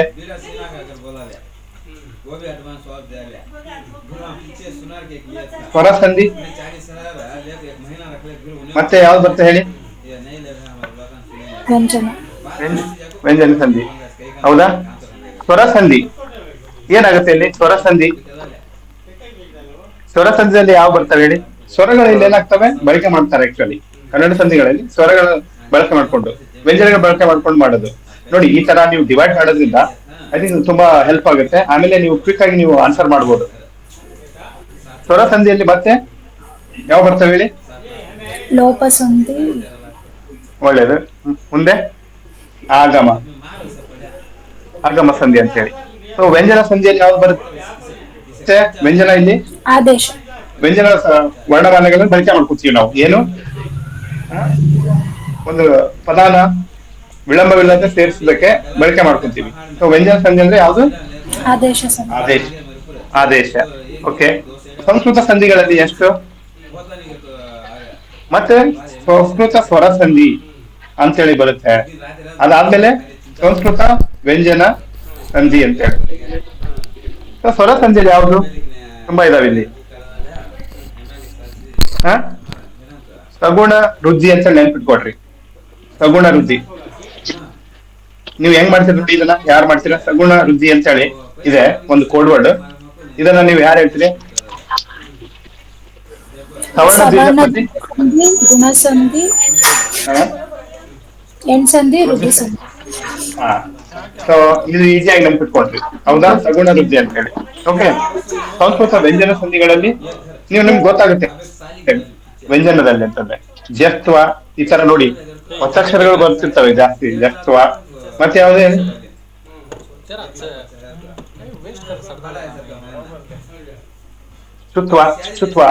ಸ್ತುತ್ವ ಸಂಧಿ, ಅನುನಾಸಿಕ, ಆಮೇಲೆ ವಿಸರ್ಗ. ಓಕೆ. ಅನುನಾಸಿಕ ಮತ್ತು ವಿಸರ್ಗ ನಾವು ನೋಡಿದೀವಿ. ಇವು ಬಂದ್ಬಿಟ್ಟು ಯೋಗ ವಾಕ್ಗಳು ಅಂತ ಹೇಳಿ. ಹೌದಾ? ಸೊ ಇವು ವರ್ಣಮಾಲೆಗಳಲ್ಲಿ ಬರೋದಿಲ್ಲ ಆಕ್ಚುಲಿ. ನೀವು ನೋಡಿದ್ರಿ ನಿನ್ನೆ. ಹೌದಾ? ವಿಸರ್ಗ ಮತ್ತಂದ್ರೆ ಒಡಮಲೆಗಳಲ್ಲಿ ಯೋಗ ವಾಕ್ಯಗಳಲ್ಲಿ ಬರ್ತವೆ ಅನುನಾಸಿಕ ಮತ್ತು ವಿಸರ್ಗ ಅಂತ ಹೇಳಿ. ಓಕೆ ಓಕೆ, ಸೊ ಈಗ ಕನ್ನಡ ಸಂಧಿಗಳಂತ ನೋಡಿದೀವಿ. ಕನ್ನಡ ಸಂಧಿಗಳಲ್ಲಿ ಫಸ್ಟ್ ಸ್ವರ ಸಂಧಿಯಲ್ಲಿ ಹೇಳಿ ಲೋಪ ಸಂಧಿ. ನಾನು ಹಾಕಿರ್ತೀನಿ ಸ್ವರ ಸಂಧಿ ಅಂತ ಹೇಳಿ. ಕನ್ನಡ ಸಂಧಿಗಳ ಸ್ವರ ಸಂಧಿ. ಓಕೆ, ಸ್ವರ ಸಂಧಿ ಒಳಗಡೆ ನೋಡಿ, ನೀವು ಯಾವ ರೀತಿ ಡಿವೈಡ್ ಮಾಡ್ಕೊಳ್ಳಿದ್ರು ಪರವಾಗಿಲ್ಲ, ಬಟ್ ನಿಮ್ಗೆ ಅರ್ಥ ಆಗಿರ್ಬೇಕಷ್ಟೇ. ಮೊದಲು ಬಂದ್ಬಿಟ್ಟು ಲೋಪ ಸಂಧಿ. ಸೊ ಇಲ್ಲಿ ಏನ್ ಲೋಪ ಆಗ್ತಾ ಇದೆ ಅಂತ ನೋಡ್ಬೇಕು ನಾವು, ಹೌದಾ? ಅಂದ್ರೆ ಸ್ವರದ ಮುಂದೆ ಇದು ಸ್ವರ ಸಂಧಿ ಅಂತ ಗೊತ್ತು. ನೀವು ನೋಡಿ ಎಕ್ಸಾಮ್ ಅಲ್ಲಿ ಕೇಳ್ತಾನೆ, ವ್ಯಂಜನದ ಮುಂದೆ ವ್ಯಂಜನ ಬಂದು ಸಂಧಿ ಆಗುವ ಪೂರ್ವ ಪದದಲ್ಲಿನ ಸ್ವರವು ಅಂದ್ರೆ ವ್ಯಂಜನವು ಅರ್ಥ ಕೆಡದಂತೆ ಬಿಟ್ಟು ಹೋದರೆ ಅದನ್ನು ಲೋಪ ಸಂಧಿ ಅಂತ ಹೇಳಿ ಕೊಡ್ತಾರೆ. ಈ ಸ್ವರ ಸ್ವರ ಸ್ವರ ಅಂತ ತೆಗೆದ ವ್ಯಂಜನ ವ್ಯಂಜನ ಅಂತ ಹಾಕ್ತೀವಿ, ಕನ್ಫ್ಯೂಷನ್ ಆಗ ಸ್ಟಾರ್ಟ್ ಆಗುತ್ತೆ ಎಕ್ಸಾಮ್ ಅಲ್ಲಿ. ಹೌದು ಬರ ಇದು ಸ್ವರ ಸಂಧಿ ಒಳಗೆ ಬರ್ತೋ, ಇದು ವ್ಯಂಜನ ಸಂಧಿ ಒಳಗೆ ಬರ್ತೋ ಅಂತ ಹೇಳಿ, ಹೌದಾ? ಸೊ ಹಾಗಾಗಿ ಇದು ಸ್ವರ ಸಂಧಿಯಲ್ಲಿ ನೋಡಿ, ಕನ್ನಡ ಸಂಧಿಗಳಲ್ಲಿ 2 ವಿಧ ಅಂತ ನೋಡಿದೀವಿ. ಅದ್ರೊಳಗಡೆ ಒಂದೇದು ಬಂದ್ಬಿಟ್ಟು ಸ್ವರ ಸಂಧಿ. ಸ್ವರ ಸಂಧಿ ಒಳಗಡೆ ಲೋಪ ಸಂಧಿ ಅಂದ್ರೆ ಸ್ವರದ ಮುಂದೆ ಸ್ವರವು ಬಂದು ಸಂಧಿ ಆಗುವಾಗ ಪೂರ್ವ ಪದದಲ್ಲಿನ ಸ್ವರವು ಅರ್ಥ ಕೆಡದಂತೆ ಬಿಟ್ಟು ಹೋದರೆ ಅದನ್ನು ಲೋಪ ಸಂಧಿ ಅಂತ ಕರೀತಾರೆ. ಉದಾಹರಣೆಗೆ ಯಾವ ಹೇಳಿ ನೋಡಿ, ಪೂರ್ವ ಪದ ಪ್ಲಸ್ ಯಾವುದು, ಮತ್ತೆ ಇನ್ನೊಂದು ಯಾವ್ದು, ಉತ್ತರ ಪದ ಅಂತ ಹೇಳ್ಕೊಡ್ರಿ. 2 ಪದಗಳಿದಾವೆ ನಮ್ಮ ಹತ್ರ. ಓಕೆ ಓಕೆ, ಸೊ ಪೂರ್ವ ಪದದಲ್ಲಿ ಯಾವುದು ಅ ಎ ಉ, ಹೌದಾ? ಇವು ಏನಾಗ್ತವೆ, ಲೋಪವಾದ್ರೆ ಅದನ್ನು ಲೋಪ ಸಂಧಿ ಅಂತ ಕರೀತಾರೆ. ಇವು ಏನಾಗ್ತವೆ, ಈ ಪೂರ್ವ ಪದದಲ್ಲಿ ಅ ಎ ಉ ಈ ಲೋಪವಾಗ್ತವೆ, ಅದಕ್ಕೆ ಲೋಪ ಸಂಧಿ ಅಂತ ಕರೀತಾರೆ. ಯಾವ್ದು ಹೇಳಿ ನೋಡಲ್ಲ. ಉದಾಹರಣೆ, ದೇವರು ಪ್ಲಸ್ ಇಂದ ಏನಾಗ್ತಾ ಇದೆ ಲೋಪ ಇಲ್ಲಿ ನಿಮ್ಗೆ? ಇಲ್ಲಿ ಲೋಪ ಆಗ್ತಾ ಇದೆ. ಆಕ್ಚುಲಿ ಪೂರ್ವ ಪದದಲ್ಲಿನ ಒಂದು ಪದ ಲೋಪ ಆಗಿ ಏನಾಗ್ತಾ ಇದೆ, ಸಂಧಿ ಆಗ್ತಾ ಇದೆ ಆಕ್ಚುಲಿ. ಸೊ ದೇವರಿಂದ ನಿಮ್ಗೆ ಇಲ್ಲಿ ಏನಾಗಿದೆ, ಯಾವ್ದು ಲೋಪ ಆಗಿದೆ ಇಲ್ಲಿ ನೋಡಿ, ಹೂ ಅಂತಿದೆ. ಪೂರ್ವ ಪದದಲ್ಲಿ ಹೂ ಏನಾಗ್ತಾ ಇದೆ, ಲೋಪ ಆಗ್ತಾ ಇದೆ. ಹೂ ಏನಾಗ್ತಾ ಇದೆ, ಲೋಪ ಆಗ್ತಾ ಇದೆ. ಸೊ ಅದಕ್ಕೆ ಏನಾಗ್ತಿವೆ, ಇದು ನೋಡಿ ಅ ಎ ಉ ಈ ಪೂರ್ವ ಪದದಲ್ಲಿ ಲೋಪ ಆಗಿ ಸಂಧಿ ಆಗುವ ಪ್ರಕ್ರಿಯೆಗೆ ಇದಕ್ಕೆ ಲೋಪ ಸಂಧಿ ಅಂತ ಕರೀತಾರೆ. ಇದು ನೀವು ಹೇಳಿ ನೋಡೋಣ. ಬಲ್ಲೇನು ಪ್ಲಸ್ ಎಂದು ಏನಾಗುತ್ತೆ, ಇದು ಏನಾಗುತ್ತೆ? ಒಲ್ಲೆನೆಂದು ಆಗುತ್ತಾ, ಬಲ್ಲೆನೆಂದು ಆಗುತ್ತಾ? ಬಲ್ಲನೆಂದು. ಹಾ, ಬಲ್ಲೆನೆಂದು ಅಂತೇಳಿ ಇಲ್ಲಿನೂ ಏನಾಗ್ತದೆ, ಊಕಾರ ಆಗ್ತಾ ಇದೆ, ಹೌದಾ? ಏನಾದರೂ ಹೆಂಗ್ ಮಾಡ್ತೀರಾ, ಏನಾದದು ಹೇಗ್ ಮಾಡ್ತೀರಾ ಹೇಳಿ? ಏನಾದದು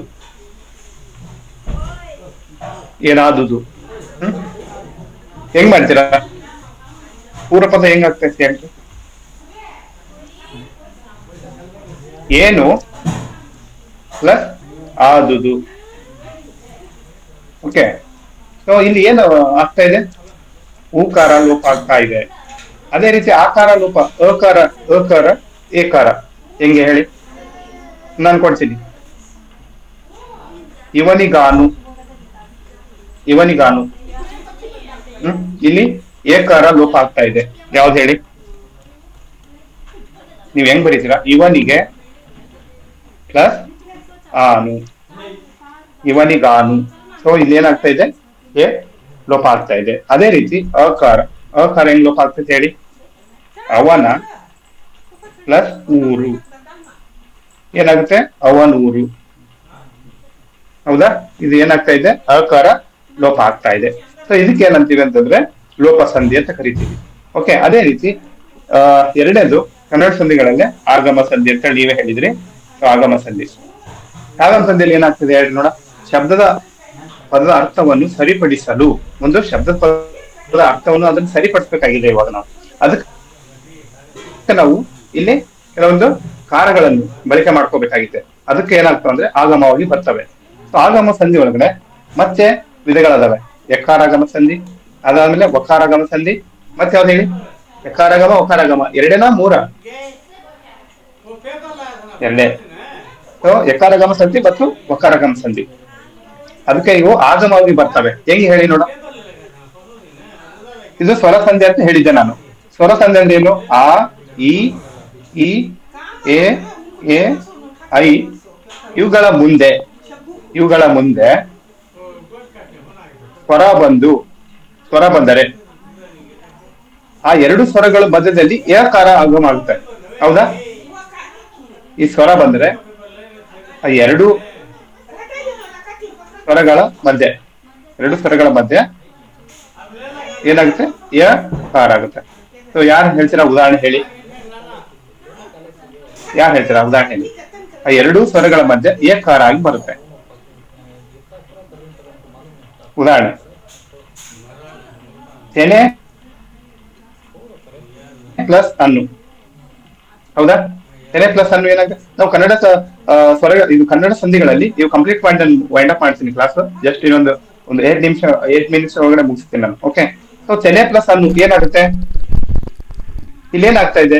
ಸ್ವರದ ಮುಂದೆ ಸ್ವರ ಬಂದು ಆ ಎರಡು ಸ್ವರಗಳ ಮಧ್ಯದಲ್ಲಿ ಆಗ್ತಾ ಇದೆ. ಸ್ವರಗಳ ಮುಂದೆ ಸ್ವರ ಬರ್ತಾ ಇದಾವ. ಹೌದಾ? ಇಲ್ಲಿ ನೋಡಿ, ತೆನೆ ಎ ಐತಿ, ಅನ್ನು ಏನಿದೆ?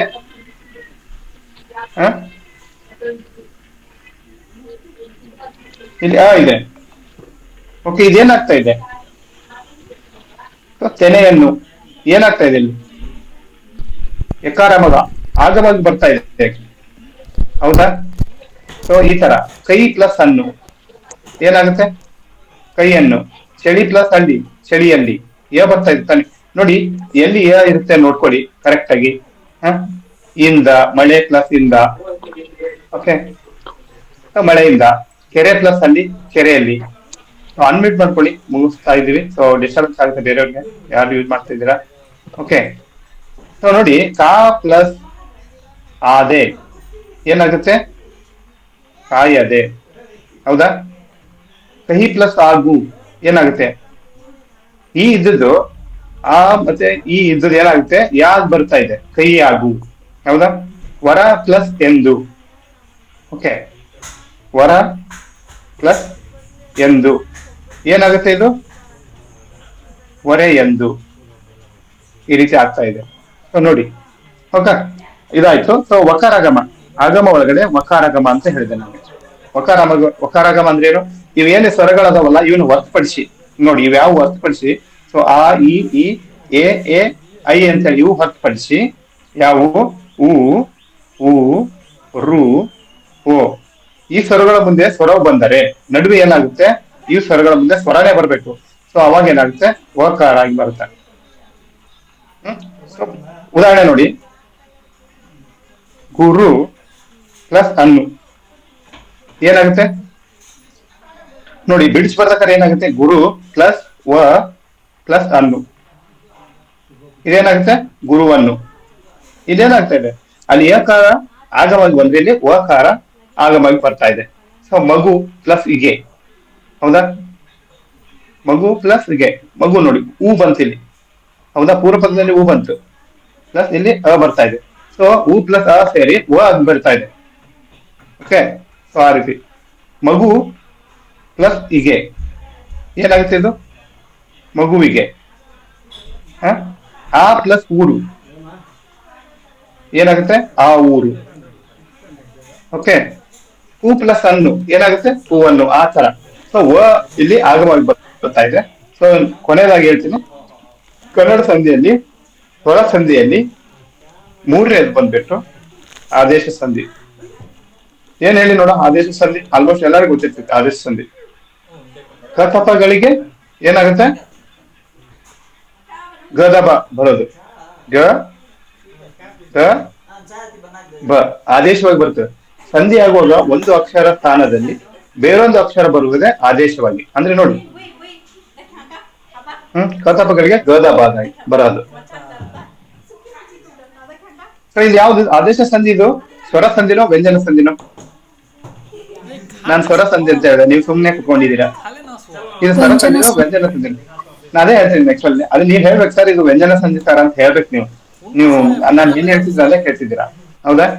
ಸೊ ಇಲ್ಲಿ ನಾನು ಏನ್ ಮಾಡ್ತಿದ್ದೀನಿ, ಅಲ್ಲೆಲ್ಲ ಸ್ವರಗಳ ಬಳಕೆ ಮಾಡಿದೆ, ಇಲ್ಲೆಲ್ಲ ಬಂದ್ಬಿಟ್ಟು ವ್ಯಂಜನಗಳ ವರ್ಣಮಾಲೆಗಳ ಬಳಕೆ ಮಾಡ್ಕೊತಿದ್ದೀನಿ. ಸೊ ನಿಮ್ಗೆ ಗೊತ್ತಿದೆ ಯಾವ್ದು ಹೇಳಿ? ಬೆಟ್ಟ, ಬೆಟ್ಟದ ಪ್ಲಸ್ ತಾವರೆ ಏನಾಗುತ್ತೆ ಹೇಳಿ ನೋಡಿ. ಬೆಟ್ಟದ ಪ್ಲಸ್ ತಾವರೆ ಏನಾಗುತ್ತೆ? ಬೆಟ್ಟದಾವರೆ. ದಾವರೆ, ಬೆಟ್ಟದಾವರೆ. ಹೌದಾ? ಬೆಟ್ಟದಾವರೆ. ಹಾ, ಬೆಟ್ಟದಾವರೆ ಆಗುತ್ತೆ. ಓಕೆ. ಸೊ ಇನ್ನೊಂದು ಕೊಡ್ತೀನಿ, ಮಳೆಯ ಪ್ಲಸ್ ಕಾಲ. ಮಳೆಗಾಲ. ಉದಾಹರಣೆ ಮಳೆಗಾಲ ಏನಾಗ್ತಾ ಇದೆ? ಕಾಲಾಗ ಹೋಗಿ ಗಾಗ್ ಬರ್ತಾ ಇದೆ. ಹೌದಾ? ಹನಿ ಪ್ಲಸ್ ಕೂಡು ಏನಾಗುತ್ತೆ? ಹನಿ ಪ್ಲಸ್ ಕೂಡು, ಹನಿ. ಹನಿಗೂಡು. ಸೊ ಏನಾಗ್ತದೆ? ಕಗೆ ಗೂ ಆಗಿ ಬರ್ತಾ ಇದೆ ನೋಡಿ. ಕೆಲ ಪ್ಲಸ್ ತಾವರೆ, ಕೆಲ, ಜಲದ. ಕೆಲ ಪ್ಲಸ್ ತಾವರೆ. ಹಾ, ಜಲದಾವರೆ. ಕೆಲ ಪ್ಲಸ್ ಅದಲ್ಲ, ಕೆಂದಾವರೆ. ಕೆಂದಾವರೆ. So, ಹಾ, ಏನಾಗ್ತಾ ಇದೆ ನೋಡಿ, ಕಗೆ ಜ ಬರ್ತಾ ಇದೆ. ಓಕೆ. ಸೊ ನೋಡಿ, ಎಕ್ಸೆಪ್ಟ್ ನೀವು ಕೆಂ ಪ್ಲಸ್ ತಾವರೆ ಅಂತ ಕೊಟ್ರೆ ಬಹುಶಃ ಕೆಂದಾವರೆ ಅಂತ ಹೇಳ್ತಿರ್ಬೋದು. ಬಟ್ ಇಲ್ಲಿ ಕೆಲ ಪ್ಲಸ್ ತಾವರೆ ಆಗ್ಬಿಟ್ಟು ಕೆಂದಾವರೆ ಅಂತ ಆಗಿರೋದು. ಓಕೆ. ಸೊ ಆ ರೀತಿ. ಓಕೆ. ಬೆಟ್ಟ ಪ್ಲಸ್ ತಾವರೆ ಬೆಟ್ಟದಾವರೆ ಅಂತ ಹೇಳಿದೆ. ಕಣ್ ಪ್ಲಸ್ ಕೆಟ್ಟು ಹೆಂಗಾಗುತ್ತೆ ನೋಡಿ. ಕಣ್ ಪ್ಲಸ್ ಕೆಟ್ಟು. ಕಣಗಟ್ಟು. ಕಣ್ಗೆಟ್. ಕಂಗೆಟ್ಟು, ಕಂಗೆಟ್ಟು. ಓಕೆ. ಕಂಗೆಟ್ಟು, ಕಣ್ಣು ಇದು ತೆಗಿಬೇಕು, ಕಂಗೆಟ್ಟು. ಓಕೆ. ಸೊ ನೋಡಿ, ಕಗೆ ಗ ಬರ್ತಾ ಇದೆ, ಇಲ್ಲಿ ಕೆಟ್ಟು ಹೋಗಿ ಗ ಬರ್ತಾ ಇದೆ. ಹೌದಾ? ಕಣ್ಣು ಪ್ಲಸ್ ಪನಿ. ನಾನು ಹೇಳ್ತಿದ್ದೆ ಪಗ್ ಏನಾಗಿ ಬರ್ತಾ ಇದ್ದೆ ಇಲ್ಲಿ? ಕಂಬನಿ. ಕಂಬನಿ. ಕಂಬನಿ. ಸೊ ಇವೆಲ್ಲ ಎಕ್ಸಾಮ್ ಅಲ್ಲಿ ಕೇಳಿರೋದು. ಸೊ ಇದಾಯ್ತು, ಕತಪಗಳಿಗೆ ಗದಪ ಅಂತ ಇತ್ತು. ಇನ್ನೊಂದು ಇದೆ, ಪ ಬ ಬ. ಪ ಬ ಮ ಗಳಿಗೆ ಏನಾಗಿ ಬರೋದು? ವ ಆದೇಶವಾಗಿ ಬರೋದು. ಏನಾಗಿ ಬರ್ತಾ ಇದೆ? ವ ಆದೇಶವಾಗಿ ಬರ್ತಾ ಇದೆ. ಉದಾಹರಣೆ ಹೇಳ್ತೀರಾ ಯಾರಾದ್ರೂ? ನೆಲೆ ಪ್ಲಸ್ ಮನೆ ಏನಾಗುತ್ತೆ ನೆಲಮನೆ. ನೋಡಿ. ಆ ನೆಲ ಪ್ಲಸ್ ಮನೆ. ನೆಲವನೆ ವ ಬರ್ತಾ ಇದೆ. ವ. ಎಳ ಪ್ಲಸ್ ಬಳ್ಳಿ, ಎಳ ಪ್ಲಸ್ ಬಳ್ಳಿ ಏನಾಗುತ್ತೆ?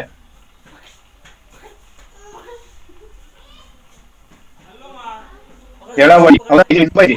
ನೀವು ಕತಪಗಳಿಗೆ ಗದವಾಗಿ ಬರೋದು, ಆದೇಶವಾಗಿ ಬರೋದು. ಅವು ಬಂದ್ಬಿಟ್ಟು ಆದೇಶ ತಂದೈತಿ. ನೀವು ಪ ಬಂದ್ರು, ಬ ಬಂದ್ರು, ಮ ಬಂದ್ರು, ವ ಆಗಿ ಬರುತ್ತೆ. ಇಲ್ಲಿ ನೋಡಿ, ಇಲ್ಲಿ ಪಗೆ ಬ ಅಂತ ಇದೆ. ಓಕೆ. ಪಗೆ ಬ ಇದೆ. ಸೊ ಈ ಪ ಬ ಮ ಗಳಿಗೆ ವ ಆದೇಶವಾಗಿ ಬರೋದು. ಓಕೆ. ಸೊ ಎಳ ಪ್ಲಸ್ ತೆರೆ, ಎಳ ಪ್ಲಸ್ ತೆರೆ ಏನಾಗುತ್ತೆ? ಎಳ ವರೆ. ಸೊ ನೋಡಿ, ಓ ಆಗಿ ಬರ್ತಾ ಇದೆ, ಓ ಆಗಿ ಬರ್ತಾ ಇದೆ ನೋಡಿ. ಮತ್ತೆ ವಕಾರಾಗಮ ಸಂಧಿ ಅಂತ ತಗೋಬೇಡ್ರಿ. ಕೆಲವೊಂದು ಇಲ್ಲಿ ವಕಾರಾಗಮ ಇದು ವನೇ ಆದೇಶವಾಗಿ ಬರ್ತಾ ಇದೆ. ಇಲ್ಲಿ ವಕಾರಾಗಮ ಸಂಧಿಯಲ್ಲಿ ನೀವು ನೋಡಿ, ಆಗಮವಾಗಿ ಬರ್ತಾ ಇದೆ.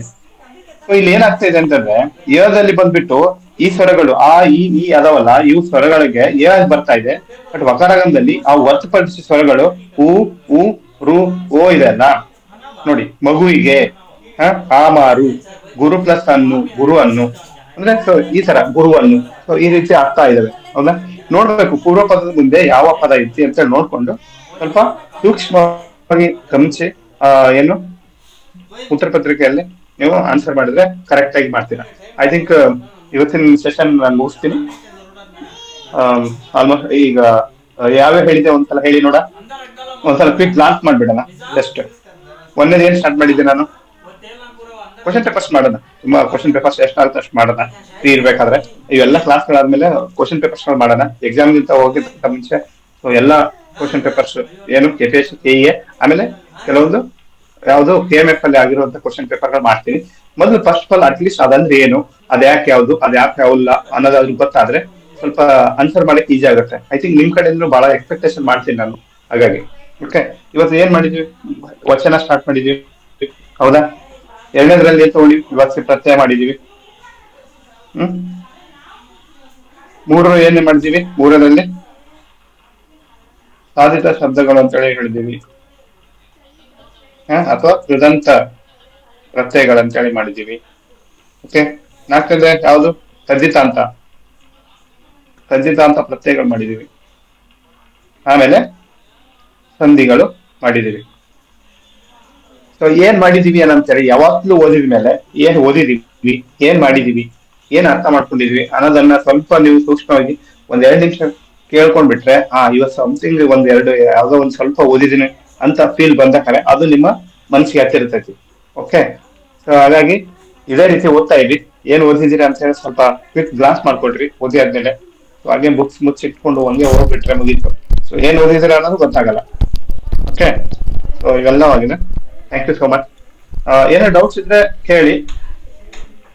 ಆಮೇಲೆ ಏನೋ ಡೌಟ್ಸ್ ಇದ್ರೆ ಗ್ರೂಪ್ ಅಲ್ಲಿ ನಾನು ಸರ್ ಕೋರ್ಸ್ ಕೋಆರ್ಡಿನೇಟರ್ ಆಡ್ ಮಾಡಿರ್ತಾರೆ, ಅಲ್ಲಿ ಬೇಕಾದ್ರೆ ನಾವು ಚರ್ಚೆ ಮಾಡೋಣ ಹಾಗೆ ಯಾವ್ದಾದ್ರು. ಓಕೆ, ಸೊ ನಾನು ಕ್ಲಾಸ್ ಮುಗಿಸ್ತೀನಿ. ಓಕೆ.